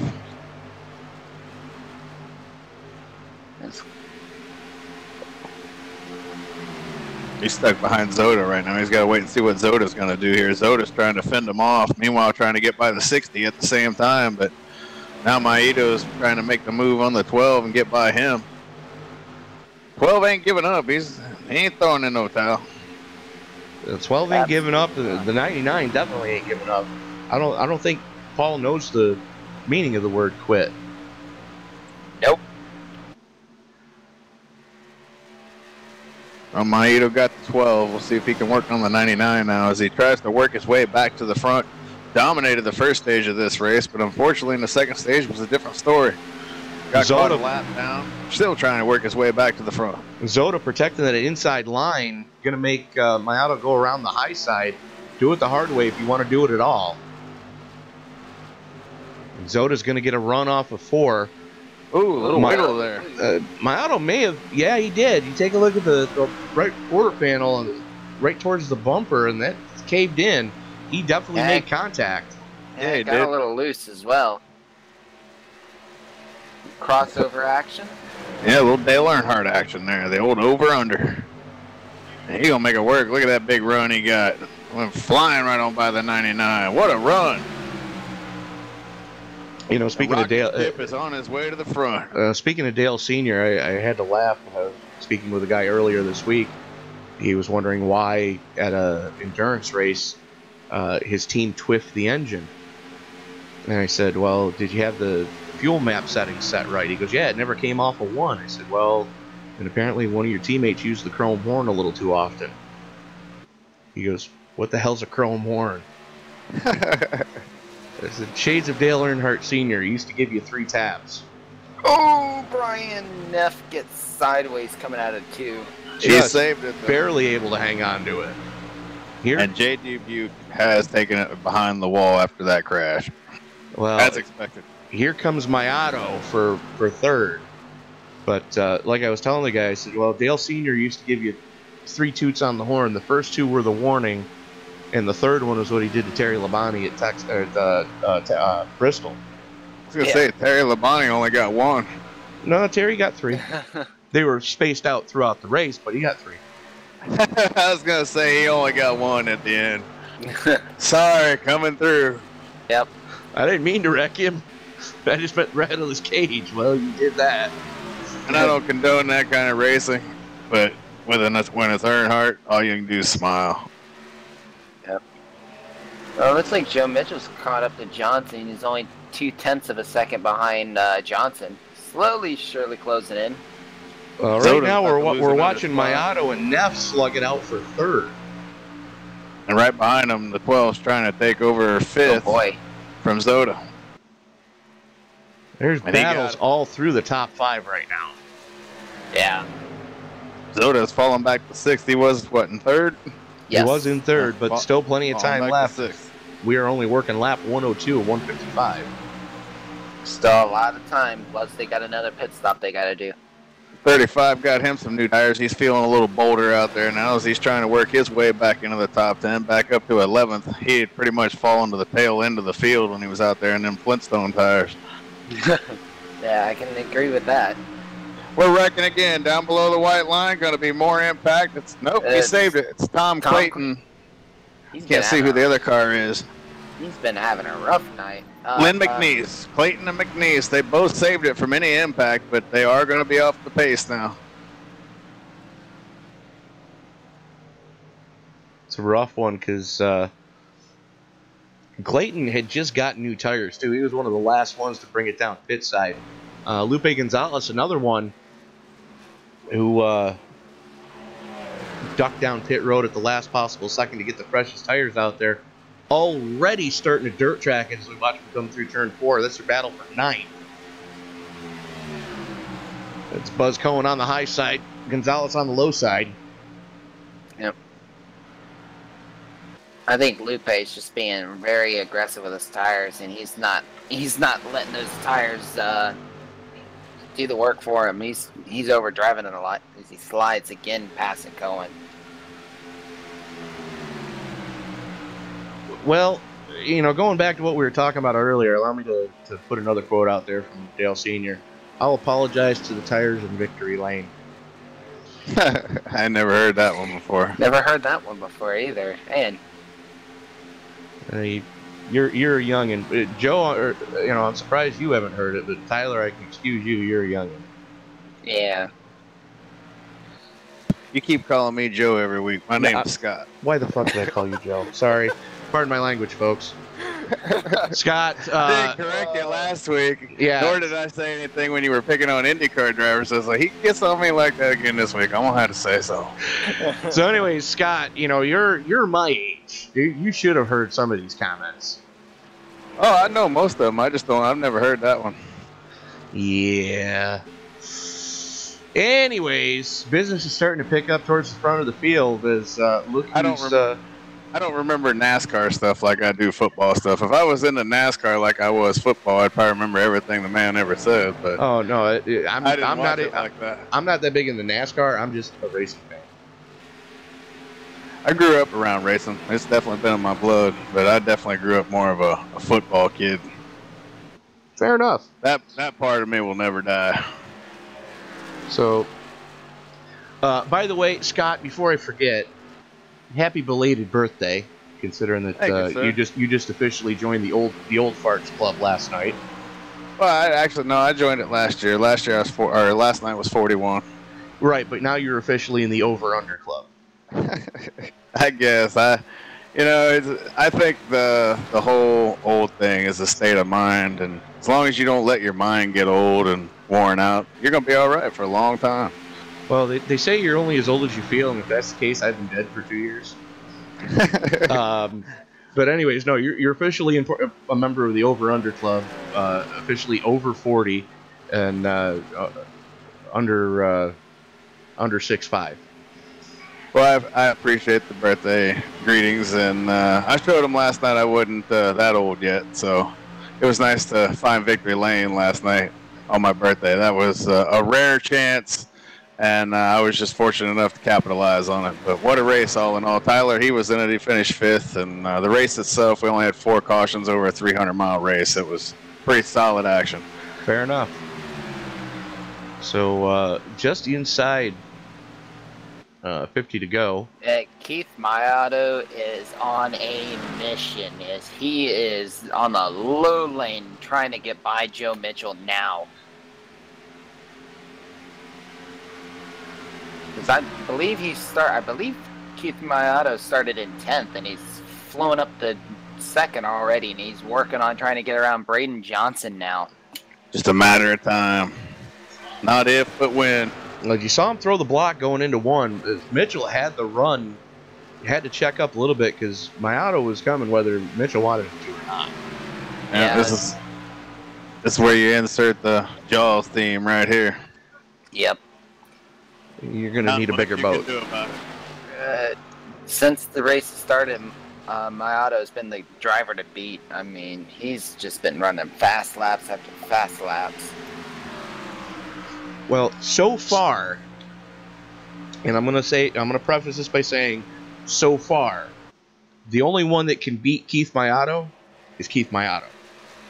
Yep. At this moment, yeah, the way it's looking. But anything can happen, too. I mean, we could get some cautions and, things could shake up a little bit. I've seen a lot happen over all these sim races I've called, so it's never over until it's over. And we found that out last week here in this league. The guy won the race didn't lead a lap till the final lap. So absolutely. Just takes a late restart, and then anything can happen. Somebody can just go into the first corner and drive right into the back of him, and so much for that.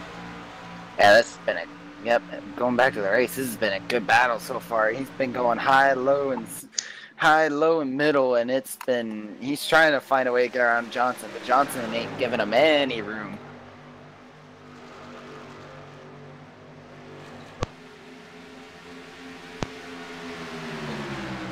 All right, so Scotty, let me ask you this. Go for it. We saw it in the last segment that you're looking between 30 and 35 laps is about all you're going to be able to get.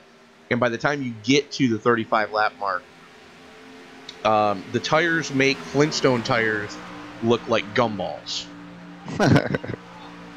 I think everybody's going to split this up in halves is what I think is going to happen. With that 70% fuel, that pretty much limits your strategy on what you can do. You pretty much have to run half and half because that's about all you got as far as fuel goes in the car. Well, the question is, if you're Mayato right now, are you running, restricted throttle, trying to save a little bit, maybe hoping to get another lap or two out of the tank, should this stay green? No, I think he's just going to try to get into the window. And once he's in the window, I don't think he's going to worry about it at that point, if that makes sense. But do you think he's going to be gun shy of hitting under green and splitting it up like you said, or is he going to try to stay out until the last possible second and short pit it, hoping that a caution comes out? No, he'll come in. I would think he would do the same thing he did before. He was one of the guys that came in early before, so I think he's definitely going to come in right around that midpoint where he knows he'll have enough fuel to get home the rest of the way. You don't want to come in too early. You got a 70% fuel load. You don't want to miscalculate that and miscalculate it wrong and then short yourself on the back end of it like I've done before. Miss it by a lap or two, and then you have no idea how you can go from being in a good mood to be royally pissed off in a matter of seconds because you miscalculated the fuel. You're not wrong, as we are closing in on 40 to go. And right now, Miyato and Johnson have been slugging at it each other. Miyato had had a run to get around Johnson, but Johnson closed that gap on Miato, so Miato could not throw a block on Johnson going into turn 1. They've literally been slugging at each other for the past 5 laps now. Well, here's the thing. They've been throwing haymakers, but they've been respectful haymakers. Yeah, there was at one point it was close that Johnson could have easily have turned, but man, it's been one heck of a battle so far.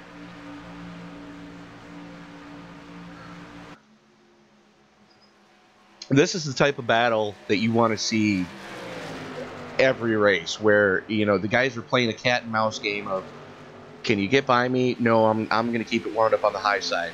Well, I'm going to cross you over then, and now I'm going to keep it wound up on the high side. Okay, I'm just going to bomb it in going into the corner. These guys, they're racing hard, but they're racing respectfully. Yep. Excuse me. Side by side, coming to the start finish line.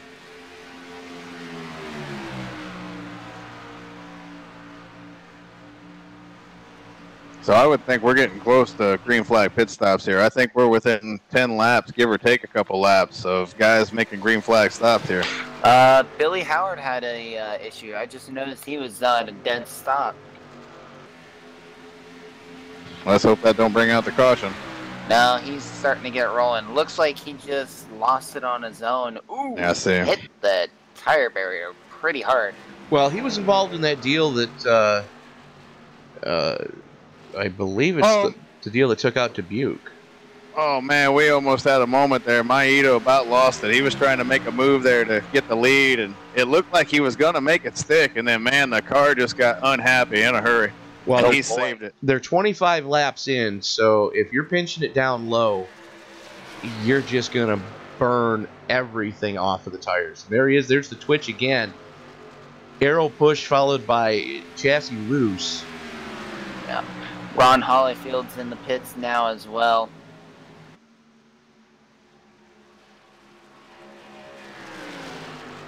When will the leaders come to pit road? I know they're going to stay out for at least 5 more laps. Well, it's a big ask if you try to come now. Yes. Or maybe not quite 5. Maybe. Well, yeah, because we still got, what, about 37 to go? Yeah, it's 37 right now. Yeah, I'd say about 5 more laps. That's a big ask. Yeah, no, they can't go that far, I don't think. Yeah, that might be why Jeff Glockner, Jeff Sharp, why a few people, including Ron Hollifield and Billy Howard, are all pitting early. They're probably gambling on another stop happening if these guys are not able to save enough, which I think they'll be able to save enough for one more pit for this final pit stop coming up. Still no sign yet by the 2 leaders. Or any of the other guys up here. Yeah. Keith started laying back a little bit. I think Keith's starting to just stay behind Braden, trying to get some extra fuel mileage on Johnson. Zoda and Neff back here side by side for 4th place. Looks like Baker's back here trying to get in on this action as well. Zoda got a little loose coming out of the corner. And he's going to lose that spot to Neff. And that goes back to the whole he's trying to keep the low side. And this late into a run, the low side is not where you want to try to make that pass. Zoda's coming pit side. So that answers your question, because if there's anyone out there that knows the fuel window, it's Paul Zoda. So we're within the fuel window now because Zoda's coming to pit road. So I'm banking on we're within the fuel window. Oh, you're 35 laps to go. You can go 35 laps. We saw it happen. The question is, what are the tires going to be like? Are you going to be able to hang on to it 35 laps in? I was like, Maito's going to try the outside this time and see if he can make it work. But the 36, he dives it hard down there. Yeah, dives it hard, but Maito's got it. Maito's got it able to keep wound up, and he's going to make it work. Got the run. So a little bit of a twitch out of Johnson's car. Yeah, down there on that bottom side. I look for these guys to come to pit road here in the next couple laps. And this is definitely not what anybody wanted to see other than Keith Maito, was clear racetrack in front of him. Yep. Keith's going to start pulling away from Johnson, as I don't think Johnson's going to have any chance to fight back. Well, he's trying to keep it in the draft right now.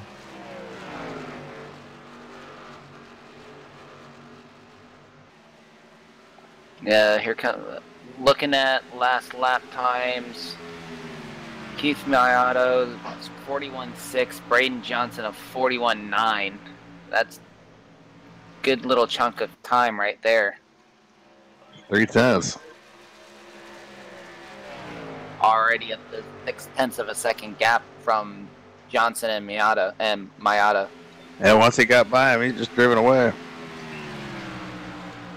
Brian Neff and Johnny McCulloch both pit side now.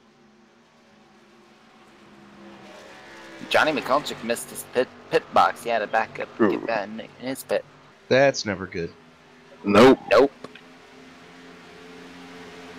So that's going to leave currently 11 cars left on the lead lap. Tom Clayton in 11th, being the last car scored on the lead lap. Nobody in the top 11 has gone down pit road since the green flag flew. So everybody working right around 30 laps on their stint right now. They'll be coming soon. They're all on the radios right now. Talking with that crew chief. And Mayato's got the 72 in front of him. That's going to give him some drafting help. Might be able to save a little bit of fuel there. Yeah. If he can close in on that lap car, that'll really help him out. That'll give him another advantage over Johnson. So closing in on 30 to go. Paul Cohen coming to pit road. Old Buzz. Whoa, having a moment. Trying to get your woe down, and he's in the grass. That may be an unsafe pit entry right there, because he was past the cone, and he went in the grass and then come back up. I'm thinking he may get a penalty. Tom Clayton as well is coming into the pits, and he's was in 11th at the time.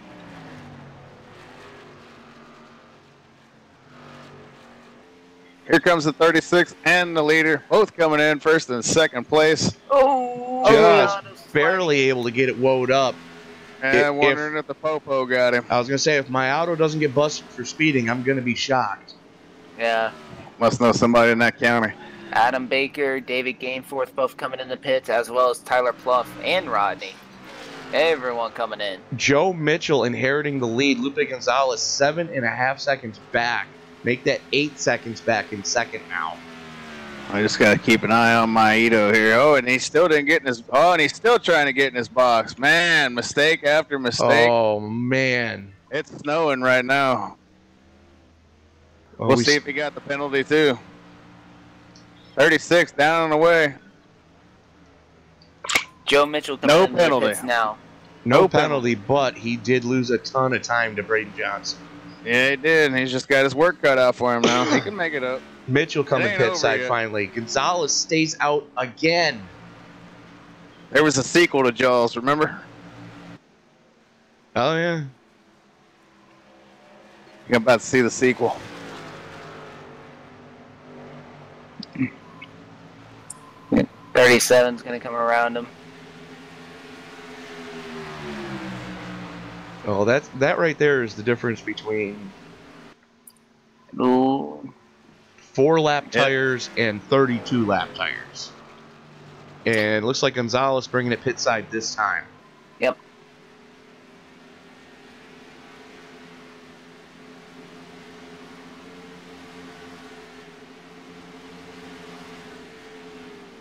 So Paul Zoda somehow got in front of Keith Miyato, so it's Braden Johnson, Paul Zoda, and Keith Miyato, top 3 now. And about 1.5 seconds separating each one of them. Wow, good run for Zoda, man. Look at Paul Zoda tonight. This is, I've seen Paul Zoda run a lot of races, and this is probably the best I've ever seen Paul Zoda do tonight, running second place here this late in the race. That's pretty awesome, man. Well, running second place this late in the race, and he's starting to gain on Braden Johnson in first. Paul's come a long way.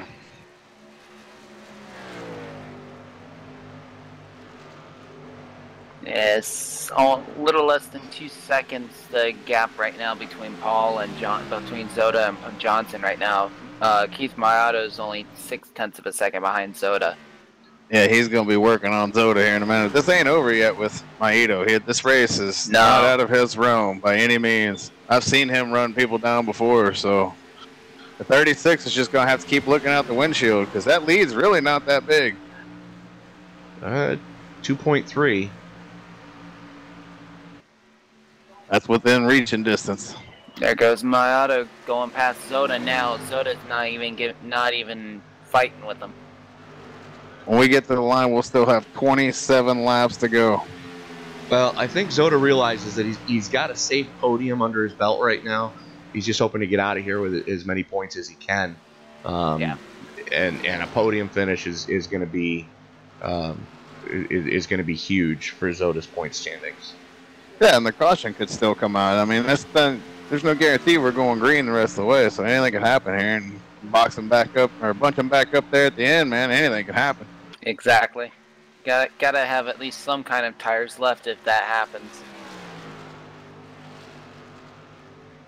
36 using up all the racetrack there, all the way up near that wall coming out of the corner that time. I think Johnson knows, probably if he's looking at his relative and seeing the 09 is already past the 99. I think he knows he needs to start going now if he wants to have any kind of gap and hold a gap on Keith Maito, because he's going to be flying.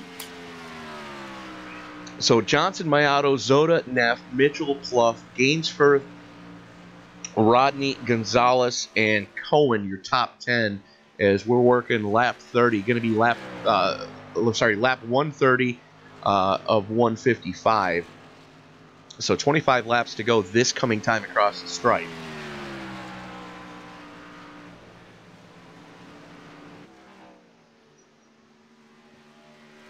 Gap right now between Maito and Johnson, it's 2 seconds roughly, so he's still got a lot of work to do in 25 laps.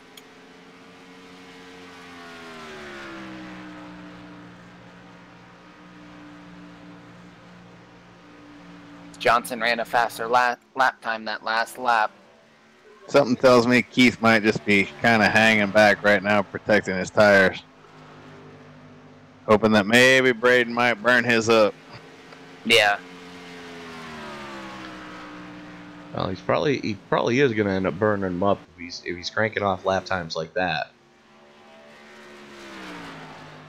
Because running low 40s, you're not going to last 25 laps doing that. No, sir.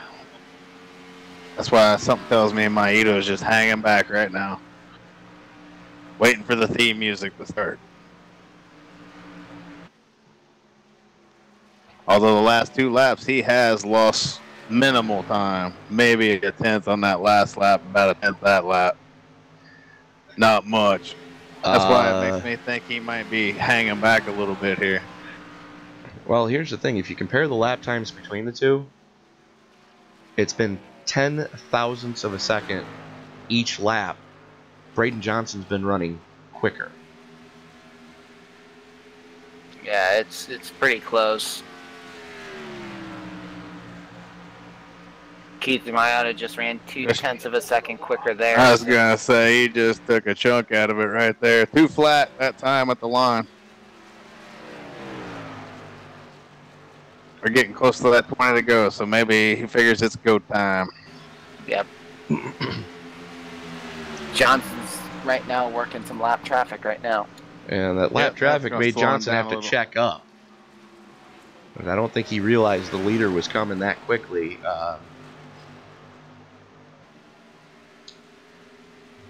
And here we go again. Lap traffic always has a way of playing a role. Yep. Oh, he cut almost 3 full tenths off there. Yep, it's sharking the waters now. Yep. Braden, I'm afraid you're going to need a bigger boat, my friend.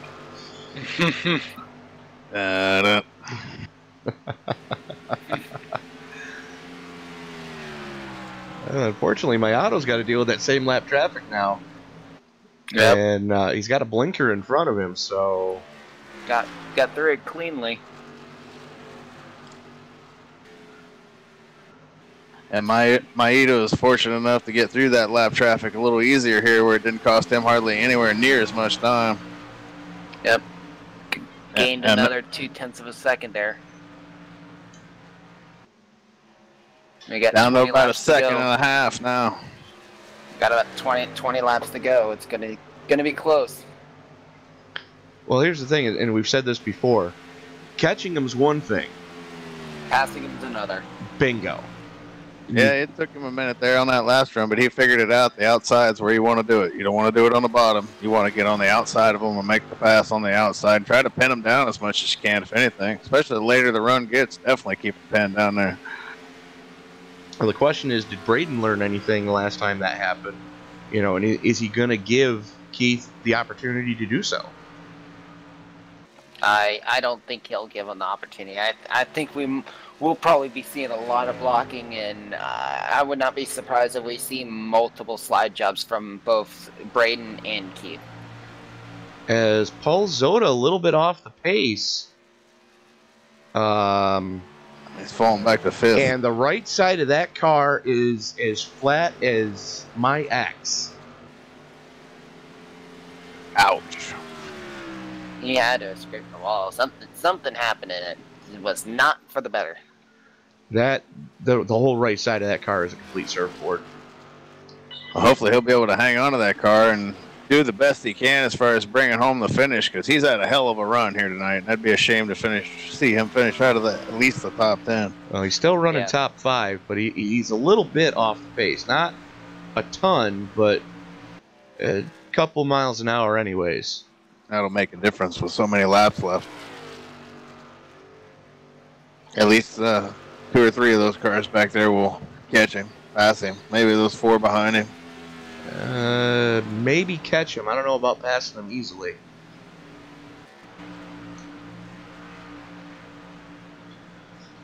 And there you can see the 09 and the 36 are appearing in the same camera frame. Yeah, just a matter of time if he's off pace. Yep. No, I'm back up towards the front, boys. Johnson and Mayato can see each other now. Yep, Mayato's every lap right now recently, he's been about a 1/10 of a second quicker than Johnson. The only thing Johnson can hope for here is that this traffic helps out a little bit. But there's still a lot of laps left. I don't even think the 24 here. Little miscommunication going on there. It looked like a little looseness action there too, right in front of the leader, but everybody's good. That was close. Yeah. And here comes the 77 out of the pits. This could get interesting as they go 3 wide into turn number 3. 24 wisely backing out of it. Yep. Mayado's just glad to put all that traffic behind him. Yeah. Sorry, Tyler. The 37's got fresh tires with him coming out of pit road recently, so he's going to be wanting to try to pass Mayato, and I don't think Mayato's going to like it. I don't think Mayato's going to like it, but I don't think there's going to be much he's going to be able to do about it. You know, when you're talking 15 laps into a stint compared to, compared to 3. Exactly.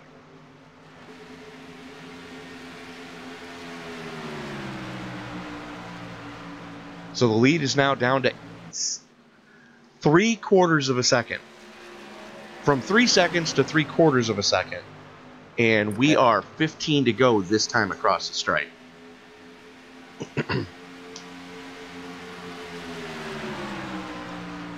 Time for that Jaws theme music, but at the same time, I'm getting worried about those lap cars behind them, because both that 37 and the 77 have been fighting with each other. Yeah, now they're trying to pass the Maito back there, trying to put him back behind them. This is costing Maito time here, having to let this lap car go around him. Yeah. Yeah, that drives me nuts. Well, it's costing him time to let him go around him, but now he's able to use him as a draft. Right. He'll get around the 36 here in a minute, though. The 37 will, and then it'll be game on again. Thankfully, there's enough laps left. There are only a couple laps left, man. That would be, and this lap car be doing that. I would be furious. Yeah. If it was like 5 to go, I'd probably be fuming on the radio, yelling at that driver. Oh yeah, I'd definitely be telling that driver what's up. Well, I mean, it is what it is. We all know that when you get new tires put on the car, you kind of feel like Superman for about 10 laps. But Yeah. at the same time, you got to have race etiquette and have track awareness and realize the moment, what's going on, who the people are around you. Exactly. Because right now, with where the 37's at and not getting around Braden, it's really causing a headache. Yeah, it's kind of slowed the progress here, Maito. Yeah, Keith Mata's right now, he's running about the same lap times as Braden, and it's not going for the better now. Oh, still time. Still over 10 laps to go here. We'll have 12 to go when we get back to the stripe. Yeah.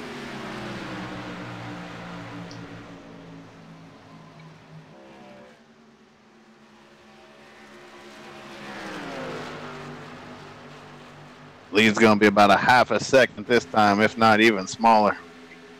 Yep. Well, it's about to get smaller as 37 goes to the inside of your leader. Yeah, half a second.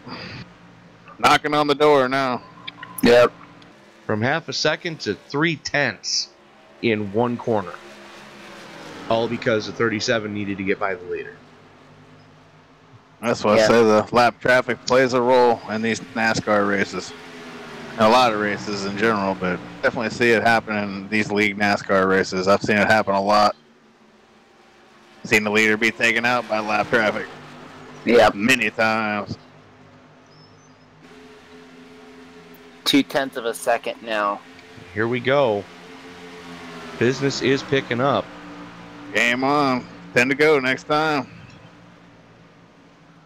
Maito ain't waiting. Here he goes. Nope.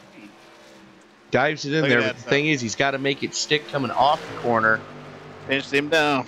That's what you want to do. Johnson's able to keep it wound up on the high side. They're still side by side down the back straightaway. It's a This is drag where race it's as gonna they get haul here. up into the 3-4 complex. He might have an There's the Harry opportunity. zone right here. Yep. He's got the clear. If he pushes up, not going to I don't think happen. he's He's not pushing going to up be yet. that guy. Or is he? Yes, he there he is. is. Over under. Oh, he had to get out of it a little bit. The 36 did. Looked like the over under was coming, but he got out of it. Gonna make a late try here, maybe. No, ain't over yet. A little bit of arrow Getting push close there to for it. Johnson as they go into turn number 1. Yeah. He's got a counter punch right now. Got a big run. You can't counter punch when you're dirt tracking coming off a 2, though. No, Yeah, I he think lost that's that. it. Lost that run there when he just looked like he was about ready to have a big run there before he started sliding. Looks like he's going to try to cross over coming off a 4. I think he's done now. Well, time will tell. He could back the car up just a little bit, let those tires cool off just a tick. Running out of laps though. Yep. 9 to go currently. Keith Mayato to the back to the front, from the outhouse, from the penthouse to the outhouse, back to the penthouse currently. Yep. Ain't over yet.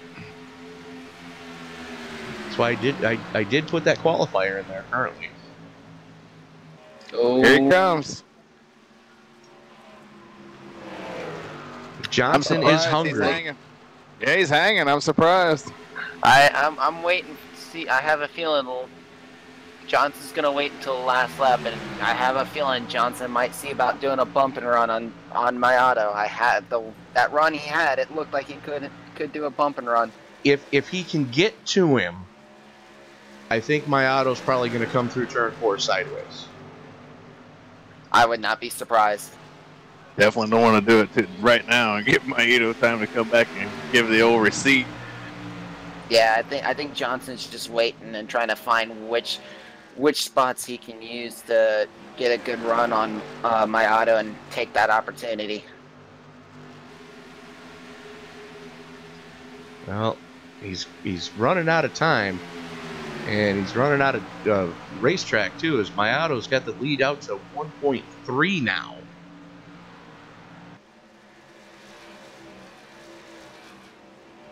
Still close. 0.2 of a second gap. It's still very close.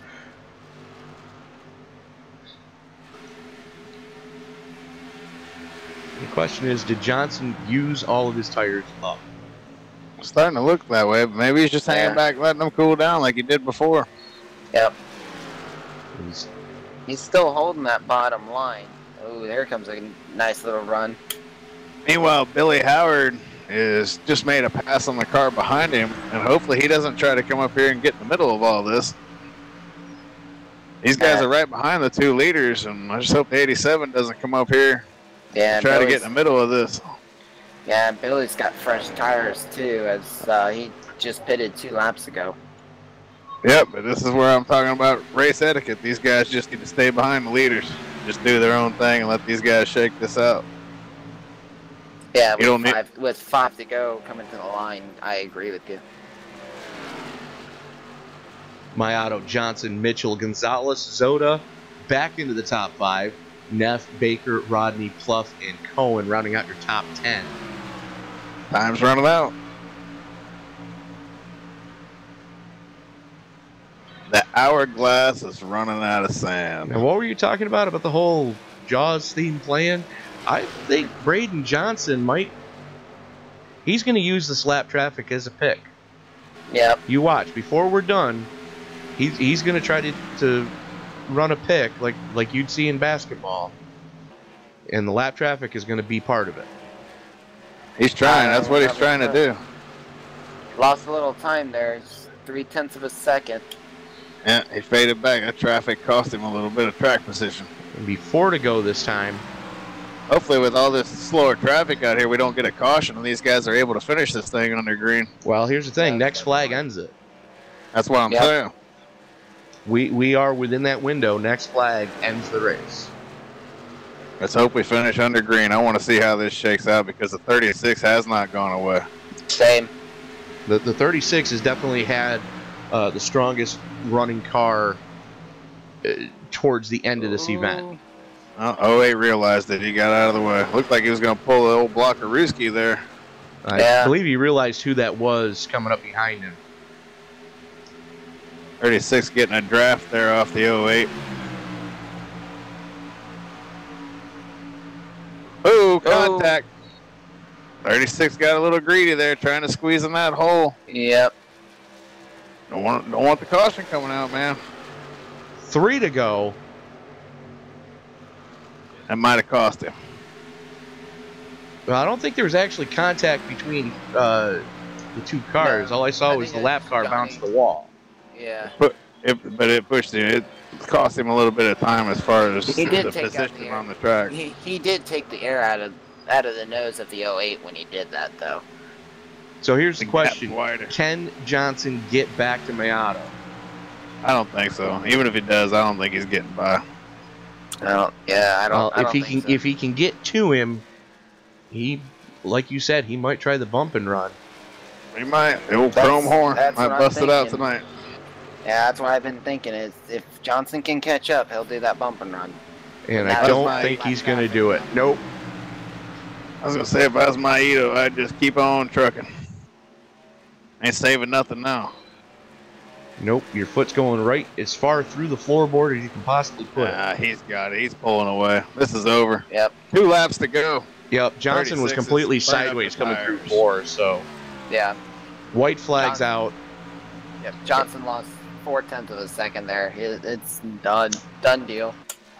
That is the last lap. Ooh, somebody they blow up? No, I don't know what that was. Like somebody blown up.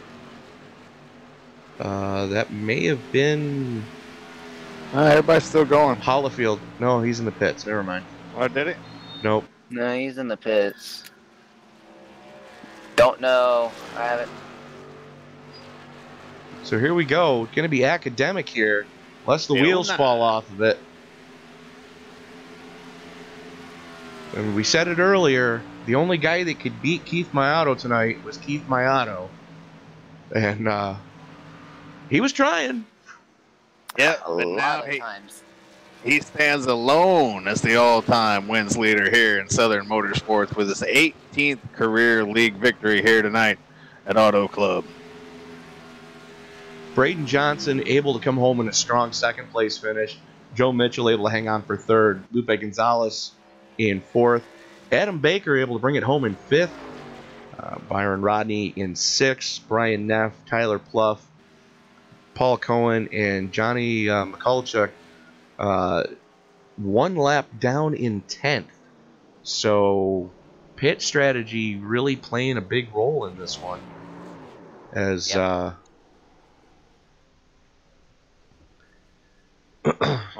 in all, a pretty damn good race, though. Mayato able to bring it home there. Ooh. Someone comes flying by. Yeah, that was kind of a scary moment. Yeah, most definitely. So you have been watching a presentation of the Portside Automotive Jaguar SOMO Cup Series.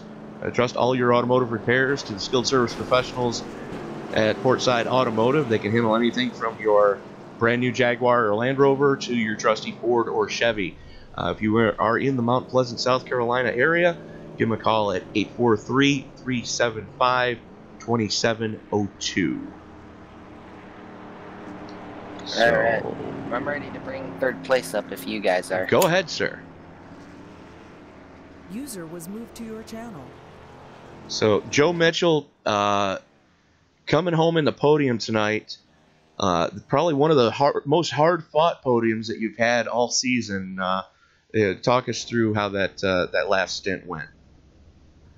I don't know. I was saving fuel on the first part of the run so that I could make it on one stop. I don't know. Those guys that finished 1st and 2nd, they had to be close because I barely had enough. And I don't know. It was a good run, though. I'm definitely happy with it. I feel like I finished better than I should have. I was struggling all night tonight, and just happy to bring it home in 3rd. Well, you may think that way, but you were one of the few guys that hit his marks every pit stop we saw. So, something to really hang your hat on tonight is that you were spot on when the pressure was on. Yeah, it's something I've been struggling with a lot, sliding through the end of my box. I noticed there's a couple times I stopped a little bit short, but I'd rather it be that way than sliding through and having to back up. But I'm glad that I had a mishap-free race, kept the car clean, all in one piece, and off to next week. And Tyler, where'd you say we were next week? Martinsville. Martinsville. From the big track to the short track. So, Joe, the shortest track on the schedule. Talk us through your feelings about running the paperclip in Virginia. If I weren't an admin, I would take a provisional.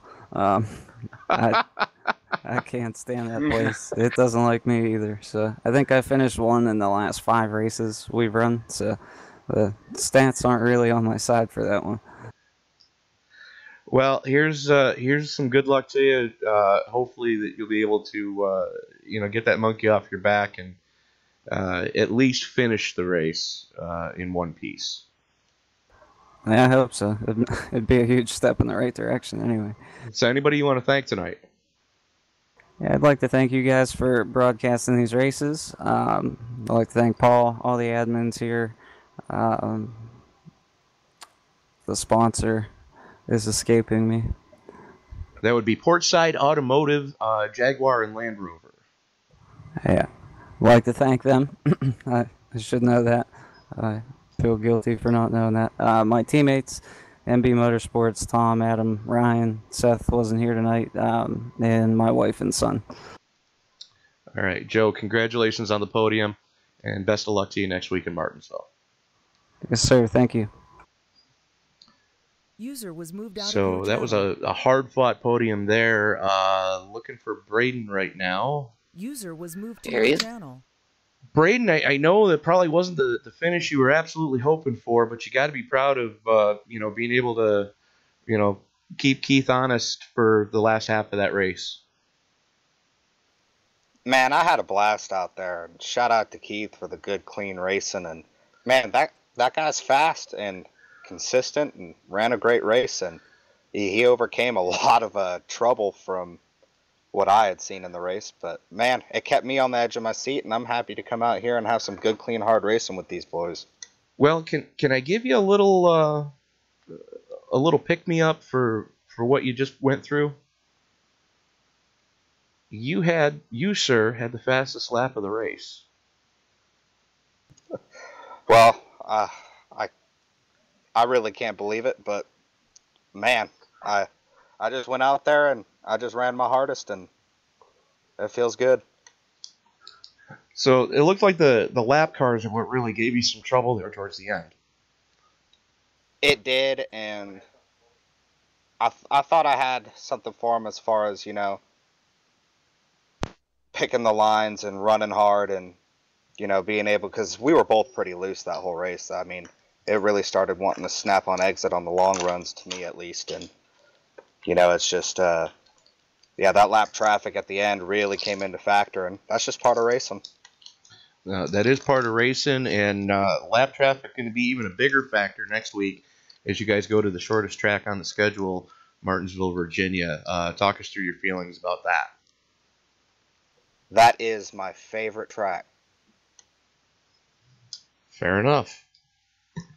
So, we just talked to Joe, who said that it's probably his least favorite track. You said it's your favorite track. What in particular do you look forward to next week? I look forward to winning. Fair enough. Calling his shot, ladies and gentlemen. Good answer. Well, Braden, congratulations on the podium tonight. You had a hell of a run. Anybody you'd like to thank? My teammates, Paul for putting on this great league I race in, you guys for the great broadcast, which I'm going to go watch, and Keith for the great clean racing. I mean, the adrenaline rush and going fast and having fun is what we're in it for, and I got my fix tonight. Well, Braden, congratulations on the podium tonight. Again, calling his shot for next week, ladies and gentlemen, so you're going to need to tune in when we go to the shortest track on the schedule next week. Best of luck to you, Braden. We'll see you next Thursday. Thank you, guys. User was moved out of your channel. Well then, User was moved to your channel. the man of the hour, and we said it during the previous caution that the only guy that could beat Keith Mayato tonight seemed to be Keith Mayato, and God bless you, you were trying, Keith. Yeah, it seems like I almost beat myself once again in the pits, but luckily I was able to pull it all together and not run out of fuel with like a half a lap to good. Is that what happened when you tried to do the burnout? Did I hear the motor die as soon as you revved it? Yeah, I figure I can get like a spin out of it, and that was about it. Oh boy. All right, fair enough. So definitely gambling on the fuel mileage and coming out, coming out with the victory tonight. Talk us through when you're finally able to get the pass there with the lap traffic playing a big role in that. Well, as soon as I got past them, my teammates were talking about fuel mileage, and they got me really nervous because they're like, "Oh, it's not 10 laps to go again," and I'm like, or yet, and I'm like, I'm pretty sure I just heard it, and then by the time I started calculating, I realized I was almost lapping him down. It was Len that was mentioning that it was like 10 to go, and I was like, man, I'm gonna be a lap short or half a lap short, but that was nerve-wracking because I was probably really good on fuel to the end, but I ended up saving quite a bit and just enough to stay ahead of Braden there. Fair enough. So the series moves from one of the bigger non-plate tracks to the shortest track on the schedule, Martinsville, Virginia, next week. Thoughts, problems, questions, concerns about that from you? I don't like the place. Last year, I ended up finishing second, which was kind of shocked. Lucky it was a short run to the end. Yeah, I'm not the best on the long run there, but hopefully I can. If I can finish top 5, I'm very happy when I go there. All right, fair enough. You and I are in the same boat as far as Martinsville.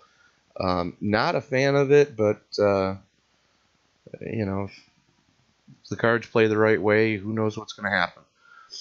Anybody you'd like to thank tonight, sir? Yeah, I'd like to thank everyone JAC for being a wonderful teammate, and Portside Jaguar and Land Rover for sponsoring the series, and of course yourself, Tony, with both broadcasting. They're doing a great job tonight. Well, I got to thank Scotty and Tyler for joining me up here in the booth. So without them, this broadcast would not be anywhere near what it is. But without you guys on the track, I'll tell you right now, go ahead and watch the replay, my friend, because you guys put on a hell of a show tonight. So we have to thank you guys. And again, Keith, congratulations on the win. It was a hard fought win. You went from the penthouse to the outhouse, back to the penthouse, able to come home with a victory. Congratulations, and best of luck to you next week at Martinsville. Thank you, sir. And I'm happy I was able to keep it straight 98% of the time. There you go. Well then. Good win, Keith. Thanks, Scott. Have a good night, guys. User was moved out of your channel. I believe the only person we have left to talk to is going to be the fearless leader, Mr. Paul Zoda. We can User but was it moved got to your here channel. late. pry him away from the drivers' meeting. There he is. Paul, hell of a run tonight for everybody. I mean, you were top 5 most of that last segment, right up until the point where you turn the right side of the car into a surfboard. But hell of a race here at Auto Club. Yeah, that was definitely a fun race, a hard race too, man.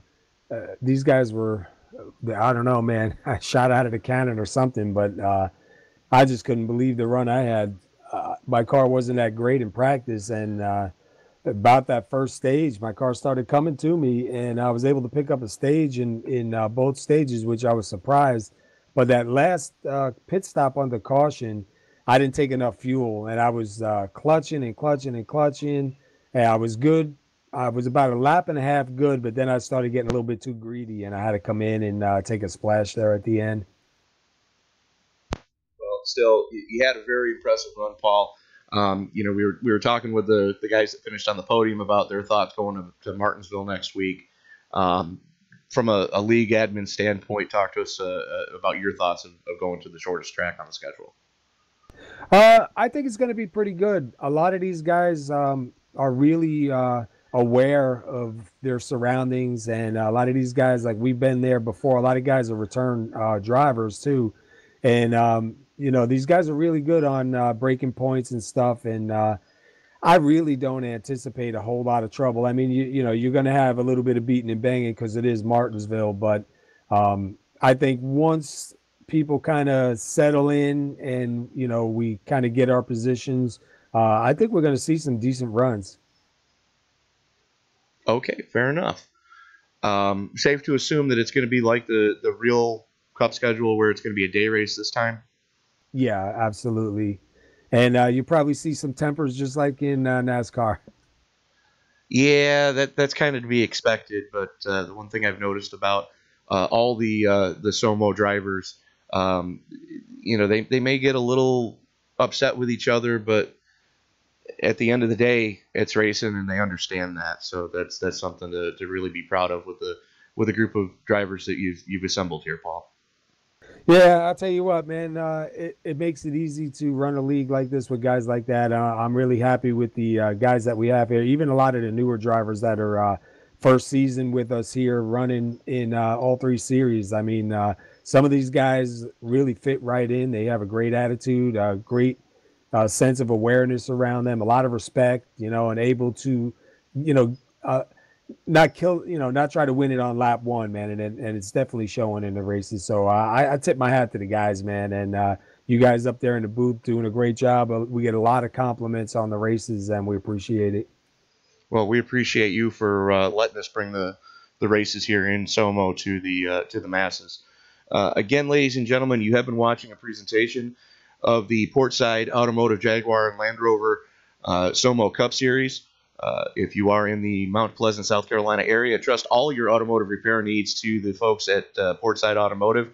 Their skilled professional technicians can handle anything from your brand new Jaguar to your trusted Ford or Chevy. So give them a call at 843-375-2702.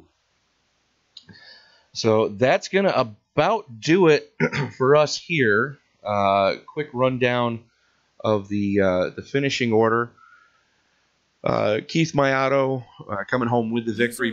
Braden Johnson coming home in a hard-fought second place. Joe Mitchell able to hang on for third. Lupe Gonzalez rebounding into the fourth slot. Adam Baker fighting back into a top 5. Byron Rodney able to come home in 6th. Brian Neff, Tyler Proloff, Paul Cohen, and Johnny Kolchuk able to round out your top 10. And anybody want to take it from here? Yeah, I got it. Lem McNeese finishes 11th. Tom Clayton 12th. Paul Zoda finishes 13th. David Gainforth finishes 14th. Jeff Sharp 15th. Jeff Glockner finishes 16th. John Estes 17th. Ron Hollyfield 18th. Chris Samard 19th. And Billy Howard rounds out the top 20.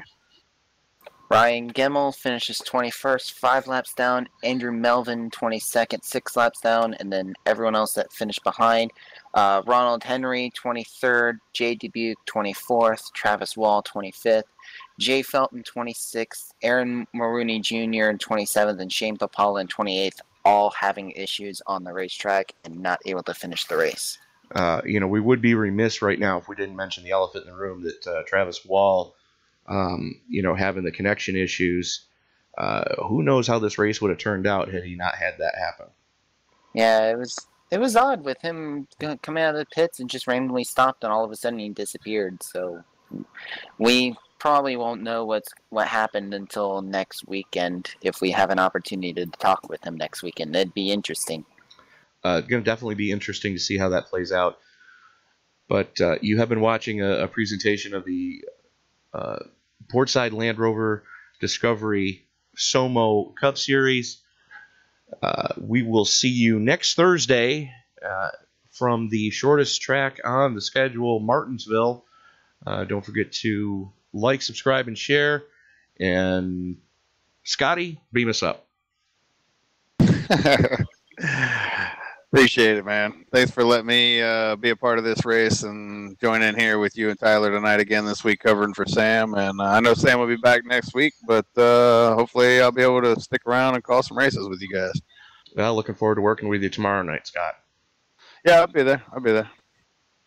All right, so we'll see you folks next week. See you guys. Everybody have a good night.